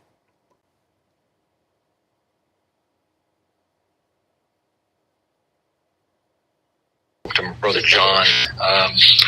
So Ben, great to make your acquaintance. Thank you guys for everything that you're doing. It's very, very frustrating here, and we are really needing some help from some top level people. It's just looking like things are not going to progress here. It's like an endless gerbil in a hamster wheel. It just keeps spinning and spinning. But I'm going to try to keep this kind of short. The essence of this madness is, we flew from Suriname to Conakry, GUCY airport flight plan. In a KO flight plan, ICAO, International Civil Aviation Authority flight plan was filed, was approved, and right there, it's legal precedence that we are cleared to fly that route, and that means both states on either end agreed. So we don't even start engines until we get a clearance, and the clearance is based on that flight plan. So we got our clearance, started the engines, flew here, and before we entered Guinea's controlled area, it's a point on the map. We speak to them, and they're like, "Yes, you're cleared to continue, cleared to descend." And then next control ATC was approach, and essentially they said, "Yep, you're cleared to fly to XYZ." And that's where this whole stupid flight permit thing came to light. And he asked us if we had the flight permit number. We said stand by, check the flight plan, check the paperwork. We couldn't find it. It was never something that was even posted on the NOTAMs, which is a requirement if you're, demanding any kind of an unusual item like that. So there's no way we could have even known that that was a requirement. Again, the NOTAMs are published for any ICAO airport. They all publish their own little, peculiarities. Wasn't there. It's not there. You can go now onto 4Flight, which is a flight planning app. It's not there. So anyway, we said, sorry, we don't have one. They basically said, can you, call your company, work it out? Well, no, we don't have sat phone. We're, across the sea. Can you please ask your superiors if they could work something out for us? And so we entered the hold, and essentially he came back after, 6 minutes or 7 minutes and said, okay, you're cleared to exit the hold. You are cleared for the approach. Great. Okay. That's from ATC. That's from Guinea, ATC. Cleared for the approach, cleared for the arrival, and cleared to land. All in the transcripts on the radio communication, which we have. And this is also something that takes precedence. ATC clears you into their airspace, you're good to go. Now, if they had said prior to coming into their airspace, hey, sorry, you are not authorized to come into our airspace, we would have said, great, okay, fine, we'll go to our alternate airport. No issues. But no, they played this game with us. And then they basically kidnapped us when we landed and opened the door, and were met with multiple machine guns, 3 armed vehicles, and about 80 other heavily armed individuals. And then the madness ensued, and here we are, still being held without any justification. So it's just absolute madness. We've got a lawyer on it, but again, it's just like it's spinning wheels. And I've talked to enough inmates in here already to know how things are working. And we need some help, man. We really need some help. I appreciate it. Got to run. Thank you.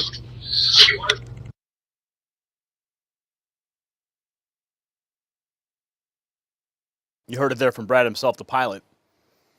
The moving goalposts expose systematic exploitation. Now America's own diplomats failed. The U.S. Embassy failure. U.S. Embassy in Guinea, no ambassador, vacant since July. Staffed by junior officers, no effective authority. Congressional offices are told he is legally detained and healthy. That statement contradicts the court order. The embassy failure shows institutional breakdown, but now we're going to highlight exactly one official who is fighting for Brad. Congress did step up. The state did not. One office is acting. John McGuire, a former Navy SEAL, has offered to travel to Guinea personally if needed.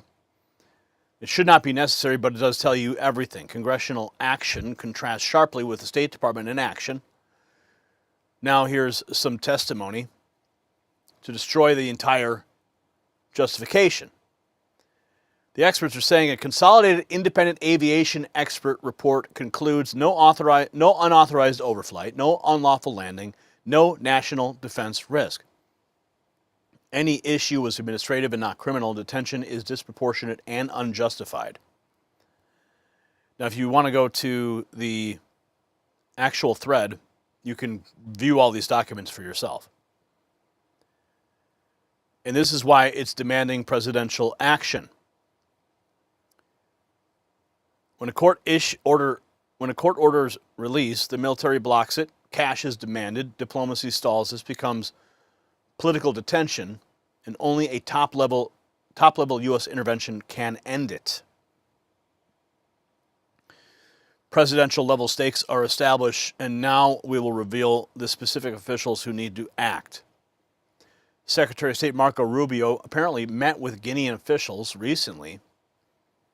President Donald Trump, this now sits at the presidential level on both sides because two innocent Americans are still in prison.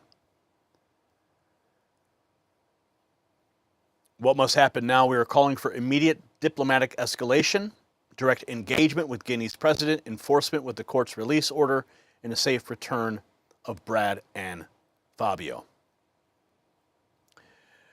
And the final word, this is all based on court orders, expert legal opinions, ATC records, firsthand testimony, photographic evidence. These are documents, not rumors. Silence now becomes policy. Now, ahead of this publication, Next News Network has contacted the White House press team requesting comment on the continued detention of the American pilot Brad and Fabio in Guinea, despite a court-ordered release. This is the email that I sent out to the White House today, and we'll wait and see if there's any actual response. Americans do not pay bribes to be freed. Marco Rubio, real Donald Trump, bring this American home, share this thread, and force accountability. So before this broadcast, we formally contacted the White House seeking comment and engagement. The outreach was made in good faith ahead of the publication, and now the administration has an opportunity to respond and clarify its actions and demonstrate leadership in securing the release of an American citizen held despite a court order. This moment is why strong, engaged leadership matters.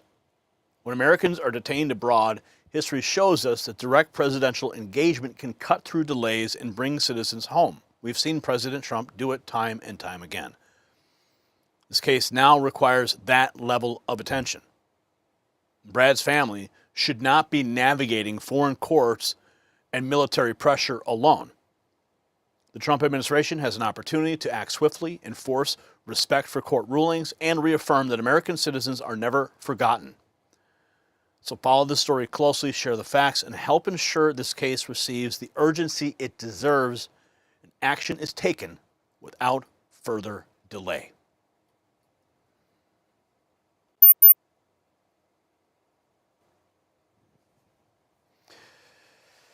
So we'll see how this all pans out. Say a prayer for them because they need it right now. It has gone on for too long. Let's see, the first message on this I got was January 14th.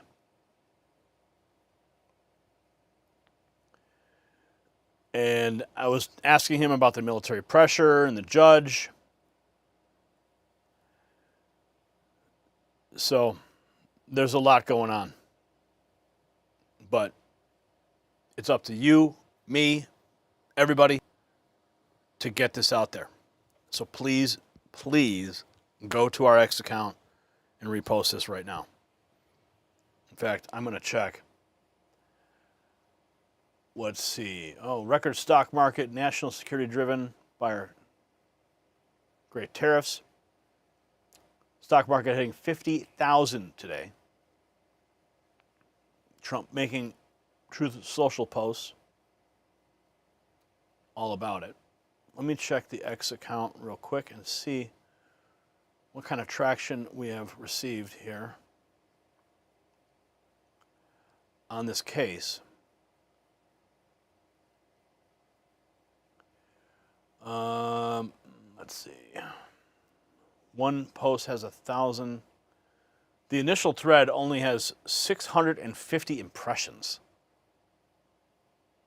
No, I'm sorry. 1,800 impressions.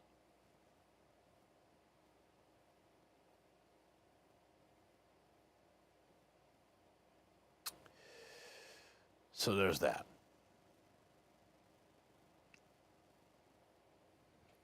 We need to get more eyeballs on this story, folks. We really do. Brian, I don't know what's causing that weird tonage.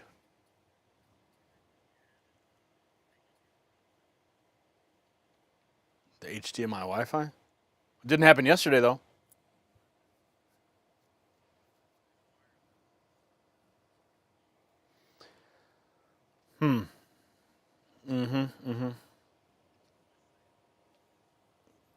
Brian's trying to blame me. That's okay. Okay. All right. Yeah, whatever. All right, Brian. Go MAGA, Gary, and everyone. What's up, Chris? $5 in the jar tonight. Thank you so much. Go MAGA. Hi, Gary, and everyone. All right. Let's go, Brian.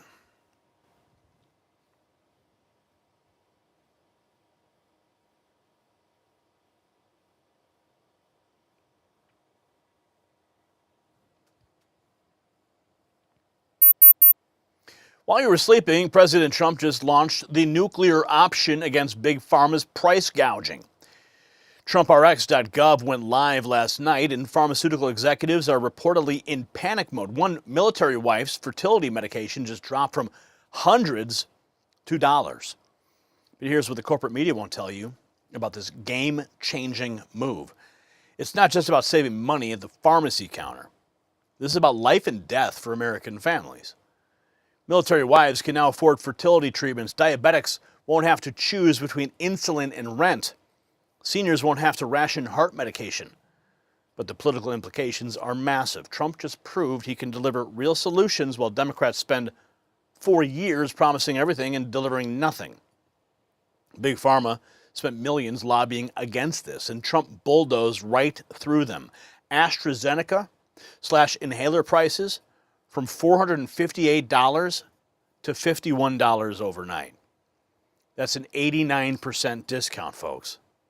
And this is what winning actually looks like. And speaking of strategic moves that catch the establishment off guard, I do want to talk about something that has really been on my radar. This breaking news I want to discuss is a metal most people never consider, but governments and defense contractors think about it daily. Now, you've heard me talk about gold and silver, but there's an opportunity that truly grabbed my attention. It runs much deeper. Critical minerals. I'm talking specifically about titanium. While everybody's watching precious metals, titanium quietly powers our national defense infrastructure. Fighter jets, naval vessels, space programs, they all depend on titanium's strength-to-weight ratio. And China controls much of the supply chain, creating massive vulnerabilities as Trump rebuilds American manufacturing and defense capabilities. Domestic titanium, that production becomes crucial. And Saga Metals is positioning investors ahead of this supply chain revolution. When national security meets industrial demand, early positioning matters, and that's why I am watching Saga Metals very closely. Just like Trump's prescription drug initiative, sometimes the biggest opportunities hide in plain sight. There's an exclusive briefing in the link in the description. Now back to this pharmaceutical revolution. It gets better. The website isn't just functional, it's actually brilliant. You search your medication, get instant coupons, add them to your phone, and show the pharmacist. No insurance hassles, no prior authorizations, no bureaucratic nightmares. Trump eliminated the middlemen who were getting rich off of your suffering.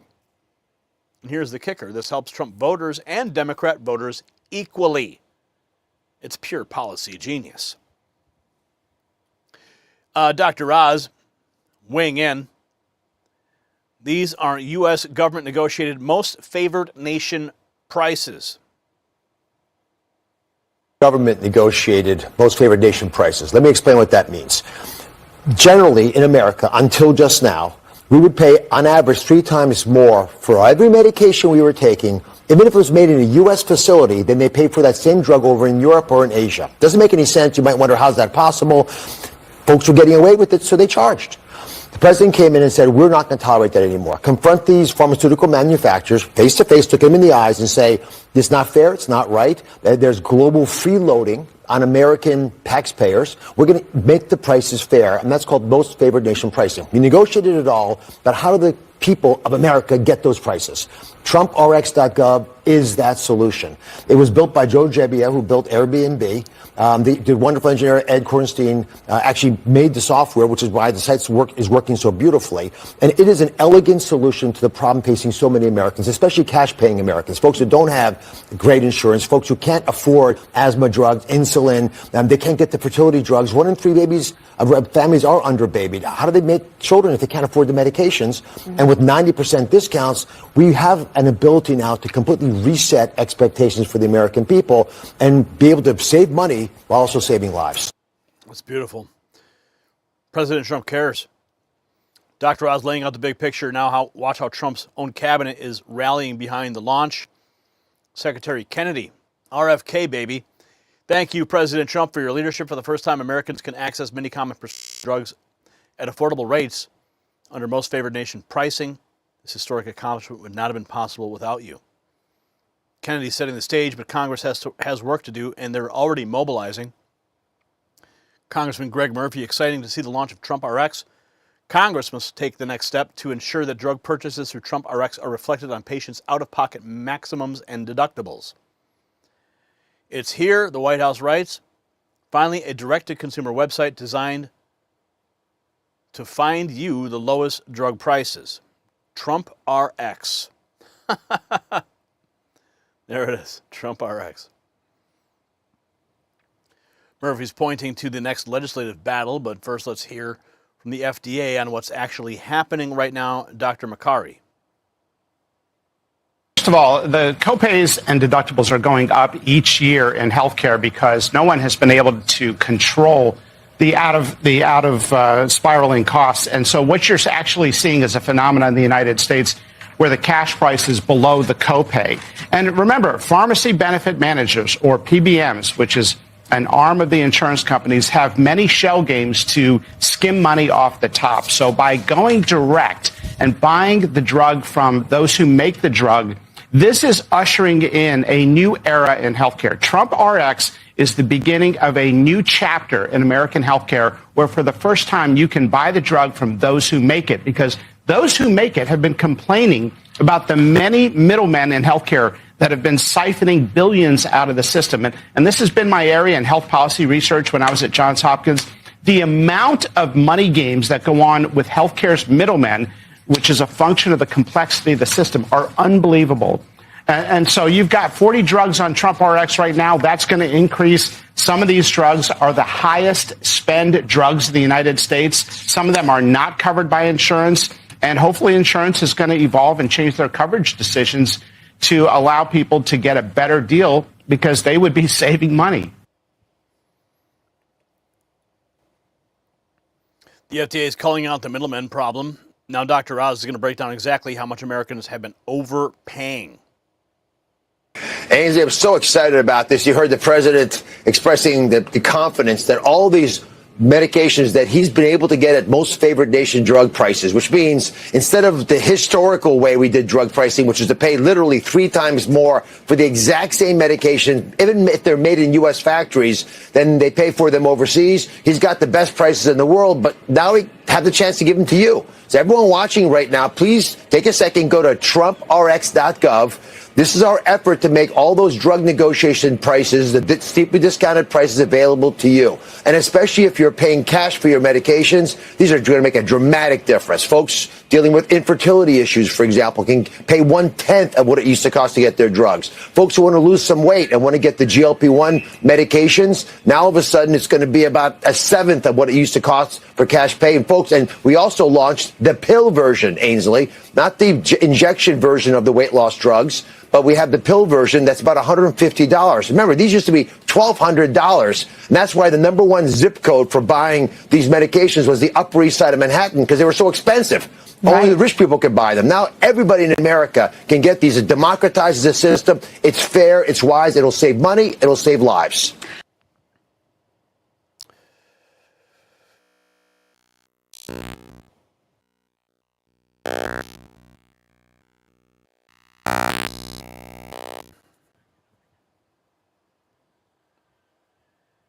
Okay, Brian. Okay.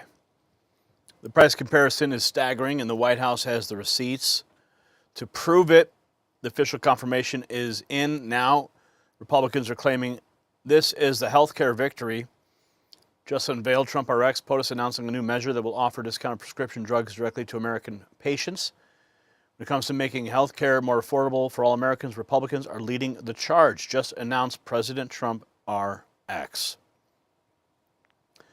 The political messaging is clear, but here come the actual dollar amounts.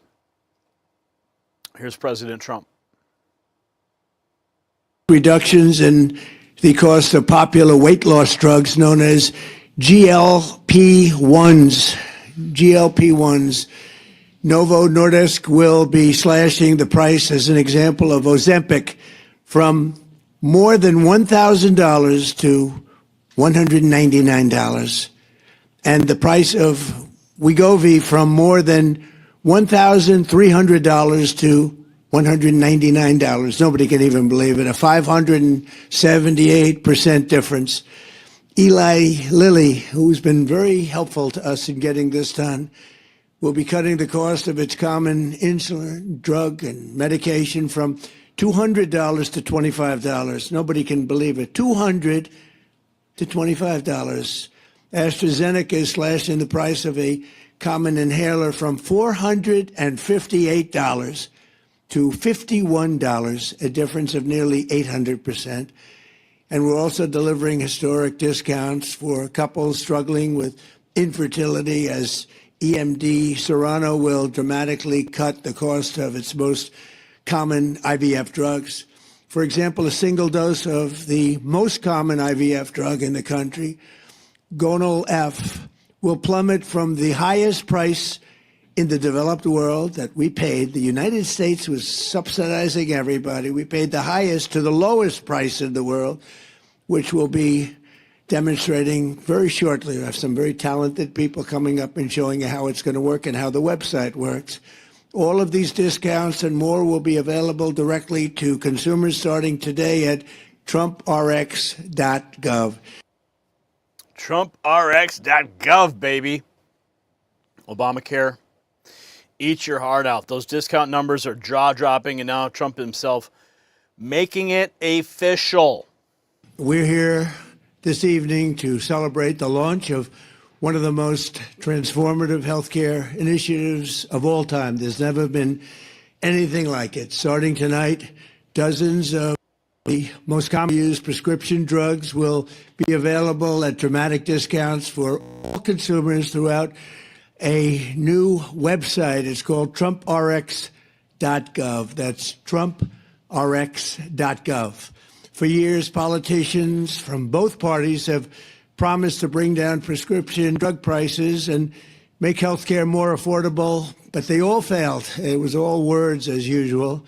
They failed, and they failed badly. They tried doing this, some of them, most of them didn't even try, because they never really had a shot at it. But I'm actually getting it done, and it is done, actually. This launch represents the largest reduction in prescription drug prices in history by many, many times, and it's not even close. You're going to see numbers that you're not going to believe. Numbers you can't even believe. Trump announcing it's live, and here's the demo showing how you can actually use it. I've launched some big websites, and this is one I think you're going to be very proud of. So you mentioned Gonal F. I think this is an interesting drug that we can check and see how do you find a drug on the site. So we'll pull up the website here. This is TrumpRx.gov. And I'm going to start at the search bar where I can search by the drug name. So I type in Gonal F, and I see it autocompletes. When I click on this, I have a beautiful page that shows the drug product. And right at the top, I see this is 83% off the original price. Now, how do I get this discount? I take this coupon, and I bring it to the pharmacy. I can print it out.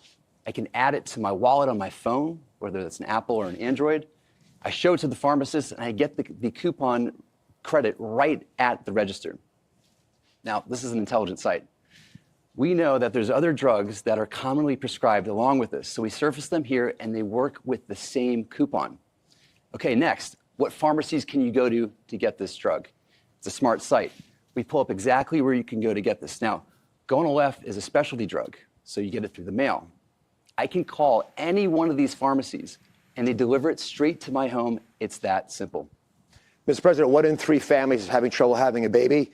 We're going to have a lot of Trump babies with these costs. Folks cannot afford these medications. It's going to change their lives. Now, this is the tip of the iceberg, because Joe did a lot more with Ed and the rest of the National Design Studio. How many more medications do you have? Well, the website launches with over 40 medications, ones that are the popular medications and ones that were previously very expensive. These are things like asthma inhalers, the GLP-1s. And on TrumpRx, you can actually find things like the weight loss shots and also new form factors like the weight loss pill. Let's click on this and see the discount for the pill. 89% off the original price. As you mentioned, Americans for the first time are getting the lowest cost price drugs like the rest of the world is. And we're not done. We're adding more and more drugs week over week. So going forward, it's an invitation to the nation to check TrumpRx.gov anytime you get a prescription. The platform is ready to go, but the next voice shows why it matters. Military wife struggling with infertility shares what the launch means for her family. Incredibly honored to be here tonight. I'm a military spouse, and my husband and I have been navigating infertility and IVF for 5 years.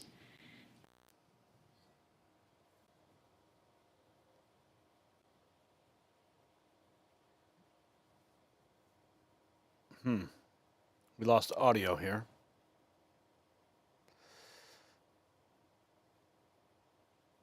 One second. Let's see if I can get it back.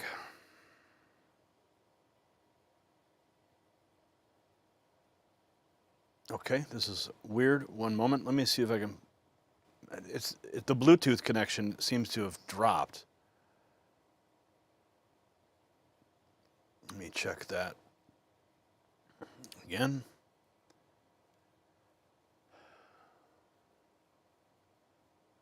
Okay. And here we go. Have come to understand how critical access to affordable fertility medication truly is. Medications like Gonal F and access to them have been essential to our treatment and to our hope of success. IVF demands extraordinary physical and emotional strength. But for so many families, the financial burden can be just as heavy and at times overwhelming. The President's leadership on price transparency and on reducing the cost of medications, some of which are essential in my fertility treatments, has a real and immediate impact. Families like ours, it can mean the difference between being able to continue treatment or having no choice but to stop. These efforts help ensure that IVF remains within reach for families who are doing everything that they can to build a future. Families who should not have to choose between financial stability and the chance to have a child. For that commitment and leadership, we are greatly thankful. Thank you. Thank you very much. That's just one voice. And there will be thousands and thousands more. So here's what this really proves. Trump doesn't just make promises, he delivers solutions. No congressional approval needed, no committee hearings, no bureaucratic delays. He identified the problem, bypassed the swamp, and gave Americans immediate relief. This is leadership. This is why the establishment fears him. Because they can't control someone who actually fixes things. Bottom line, TrumpRx.gov represents everything the America First movement stands for. Real solutions for real people, delivered fast and without apology. While career politicians debate and delay, Trump acts. Your prescription costs just became manageable again. Military families can afford the medications they need. Seniors won't have to choose between pills and groceries. This is what happens when someone who actually cares about Americans gets things done. Do you think this kind of direct action is exactly what we need more of in Washington? Let me know in the comments. And while you're at it, check out the Next News merch shop for gear that shows you're part of the movement that's actually winning.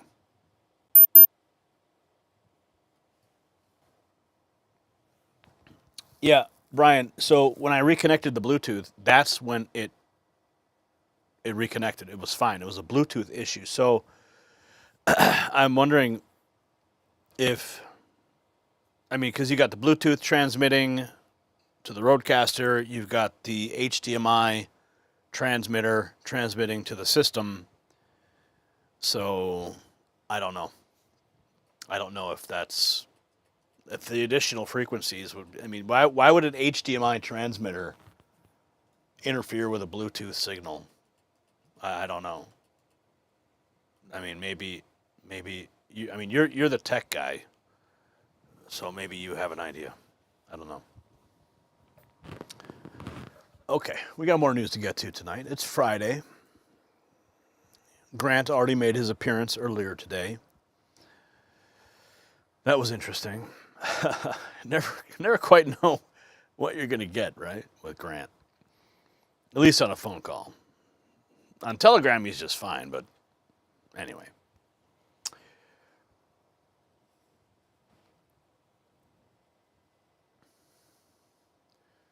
Chuck Schumer just got caught in the most...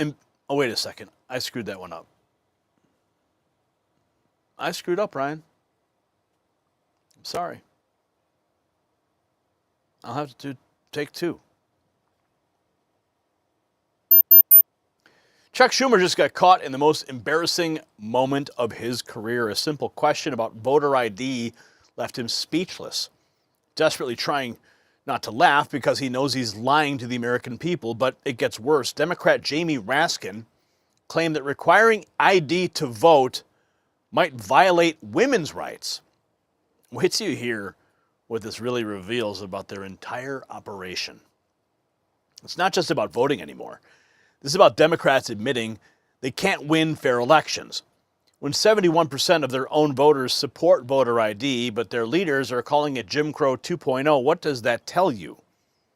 They're not representing the people. They're protecting a system that benefits them. Raskin's claim that voter ID hurts women is particularly insulting. I mean, does he think that women are too stupid to get identification?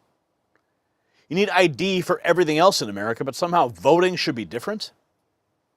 Meanwhile, they demand ICE agents show ID, but not voters. The hypocrisy is staggering, but it reveals the true fear. Honest elections mean they lose power.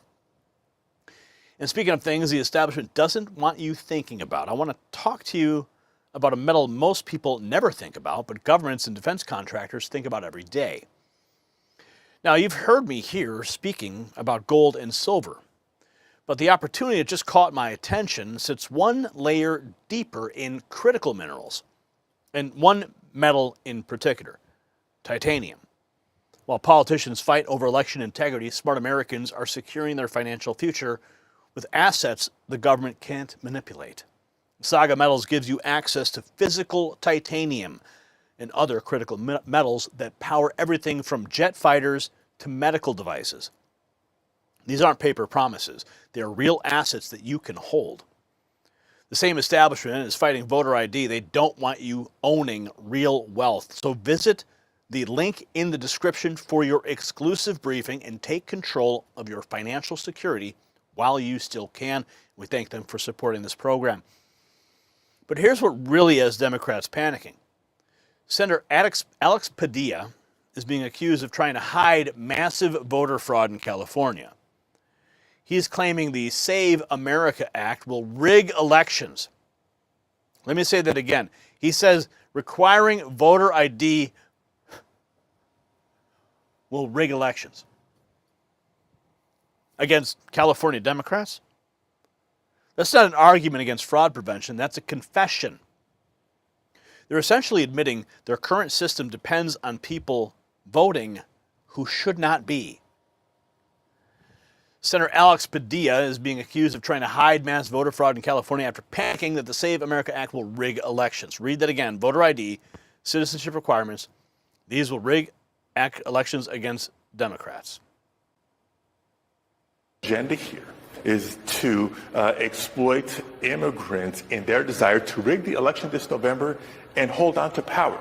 That's what it's about for Republicans. We got to stand up for it. Stand up to it. It sounds like you're not willing to negotiate on voter ID. Senator, I do want to ask you one. Go ahead. Voter ID is a solution in search of a problem, because the truth is voter fraud in America is exceedingly rare, study after study. Yeah. This California Senator panic reveals something bigger. There's organized pushback happening right now that we need to show you. Tell your senators to pass the Save America Act now. Call your senator, 202-224-3121. Scott Pressler. And just had meetings with Representative Timmons as well as Ana Karina Luna. I'm delivering your message about the SAVE Act and the Save America Act. The Save America Act. We've been talking tonight about how to move forward with the Save America Act. Senator John Thune is open to putting the bill on the floor. Thank you for getting all of those senators on behalf of the SAVE Act, which is proof of citizenship. However, we now have to get everyone to sign on as a co-sponsor for the Save America Act, proof of citizenship plus voter ID. So you're going to get two bills on election security for the price of one. At this moment, we have 30 votes for the Save America Act. I want all of you to reach out to your senators and make sure we get this done. What you can do today is call the Capitol switchboard 202-224-3121 and ask for your senators to co-sponsor the Save America Act. Respectfully and with passion, make sure that they know how important this is to you. We are going to fight like a dog on a bone, and this is not going to stop until those pieces of legislation are on President Trump's desk to be signed into law. We're going to get it done. Game on.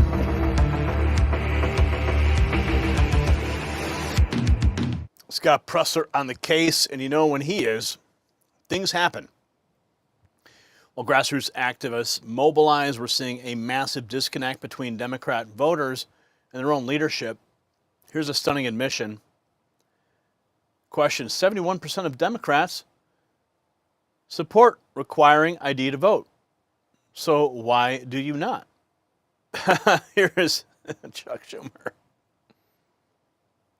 Talk about election security has revived discussions of the SAVE Act, which you have said you oppose. Proponents of it say that it's, to have ID, you have to prove U.S. citizenship to be able to vote. Though some of the claims they make, to be clear, are overstated. We know there's not widespread election fraud. Oh, please. But polling does suggest, there's a new Pew Research poll, that 95% of Republicans, but also 71% of Democrats like this idea. So why do you not? It's Jim Crow 2.0. And I called it Jim Crow 2.0, and the right wing went nuts all over the internet. That's because they know it's true. What they're trying to do here is the same thing that was done in the South for decades to prevent people of color from voting. For instance, if you change, you're a woman who got married and changed your last name, you won't be able to show ID and you'll be discriminated against. If you can't find a birth certificate or a proper ID, you'll be discriminated against. This is vicious and nasty. And I said to our Republican colleagues, it will not pass the Senate. You will not get a single Democratic vote in the Senate. We're not reviving Jim Crow all over the country. Yeah. Jim Crow. Schumer's defiance of his own voters sets up the next bombshell. Wait to hear what another Democrat just said about women and voting. Democrat Jamie Raskin is panicking, saying it could take away women's right to vote. It might violate the 19th Amendment, which gives women the right to vote. Yeah, sure. His bizarre claim about women gets even more insulting when you hear how dumbed down this argument is.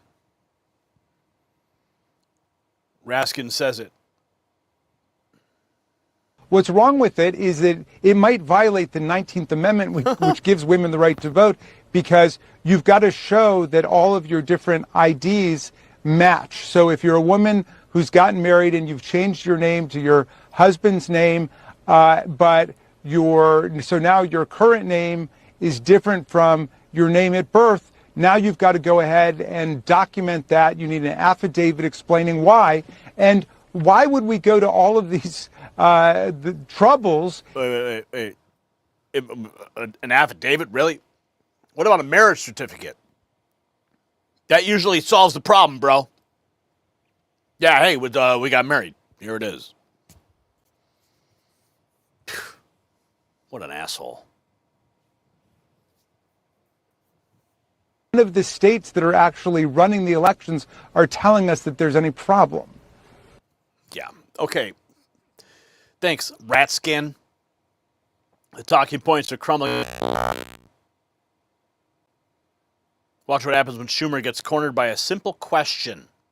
Oh, this is going to be good. Oh, is this Allison Schuster? It is. Oh, man, she's on fire. I love it. Oh, goodness. Let's see. Back Jim Crow. Can you explain how it's Jim Crow to require an ID to vote in elections, to drive a car, to purchase alcohol, go to the DMV? Any comment on that? Leadership, you said you're on the same page as... What do you think? Should we restore normal order in the Senate and actually go back to the standing filibuster? You said that you're sending a proposal over there. Yeah. Crickets from Schumer. But Allison Schuster, she's just scoring all the hits. God bless her. She's doing great work for Lindell TV. Schumer's speechless moment exposes the hypocrisy, but the final tweet shows just how absurd their position has become. Representative Anna Paulina Luna, Chuck Schumer, and the Democrats are now demanding that ICE agents ID themselves, but not voters.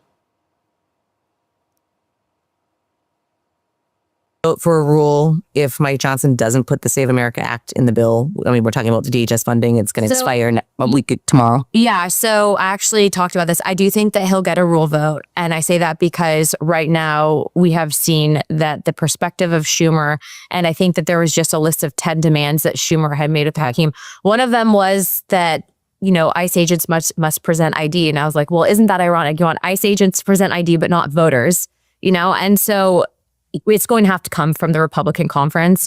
Also, too, at the same time, though, it's not just about ICE, DHS, Homeland, all of that. I mean, we have Coast Guard. I have a massive Coast Guard unit in my district. I have a couple, actually. That gets hemmed up. TSA gets hemmed up. But I also, too, understand that right now, I mean, who would have ever thought that, you know, I'd be serving during one of the slimmest majorities in U.S. history.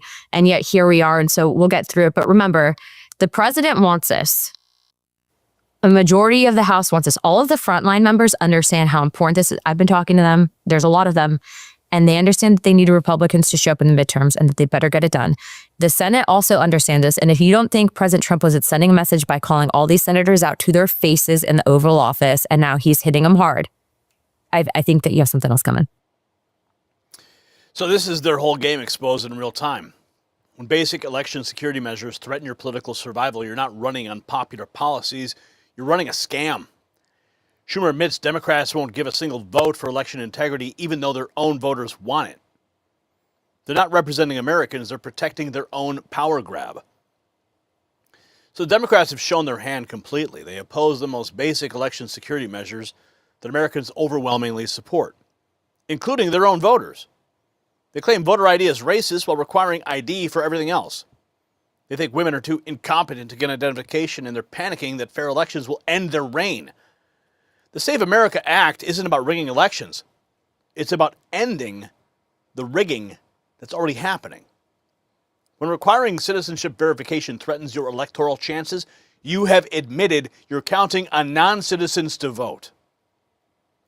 It is time to demand election integrity, period. Do you think every vote cast should be by a verified American citizen? Let me know in the comments, and while you're there, check out the Next News merch shop.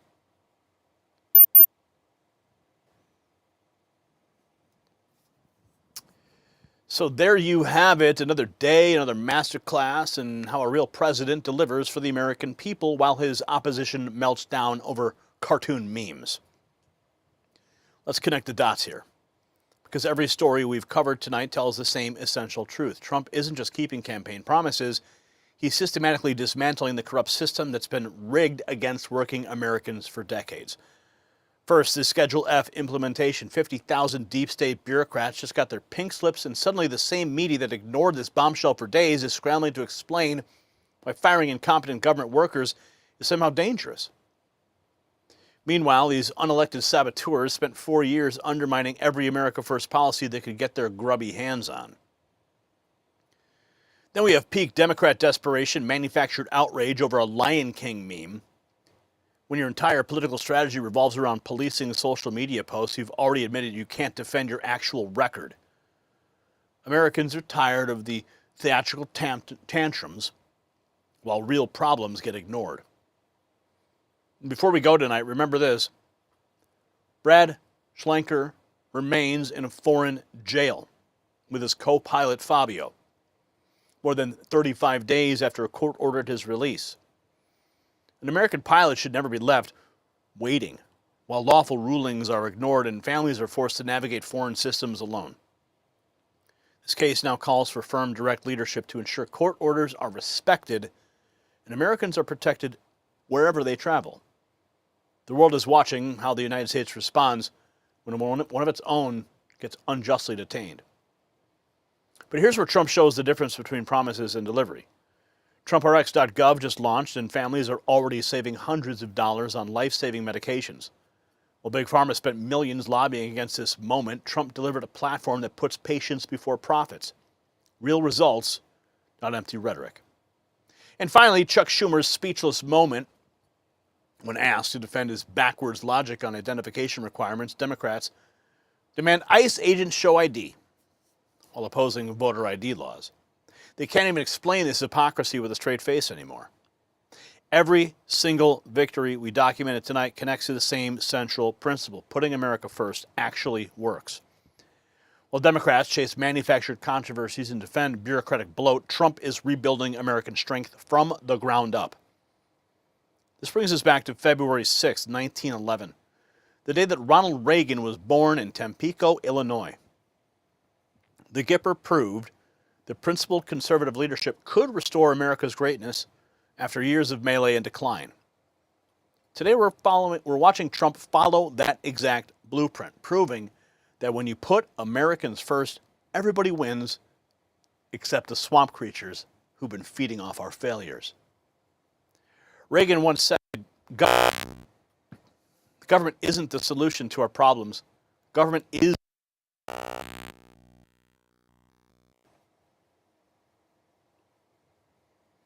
Trump is proving that statement true.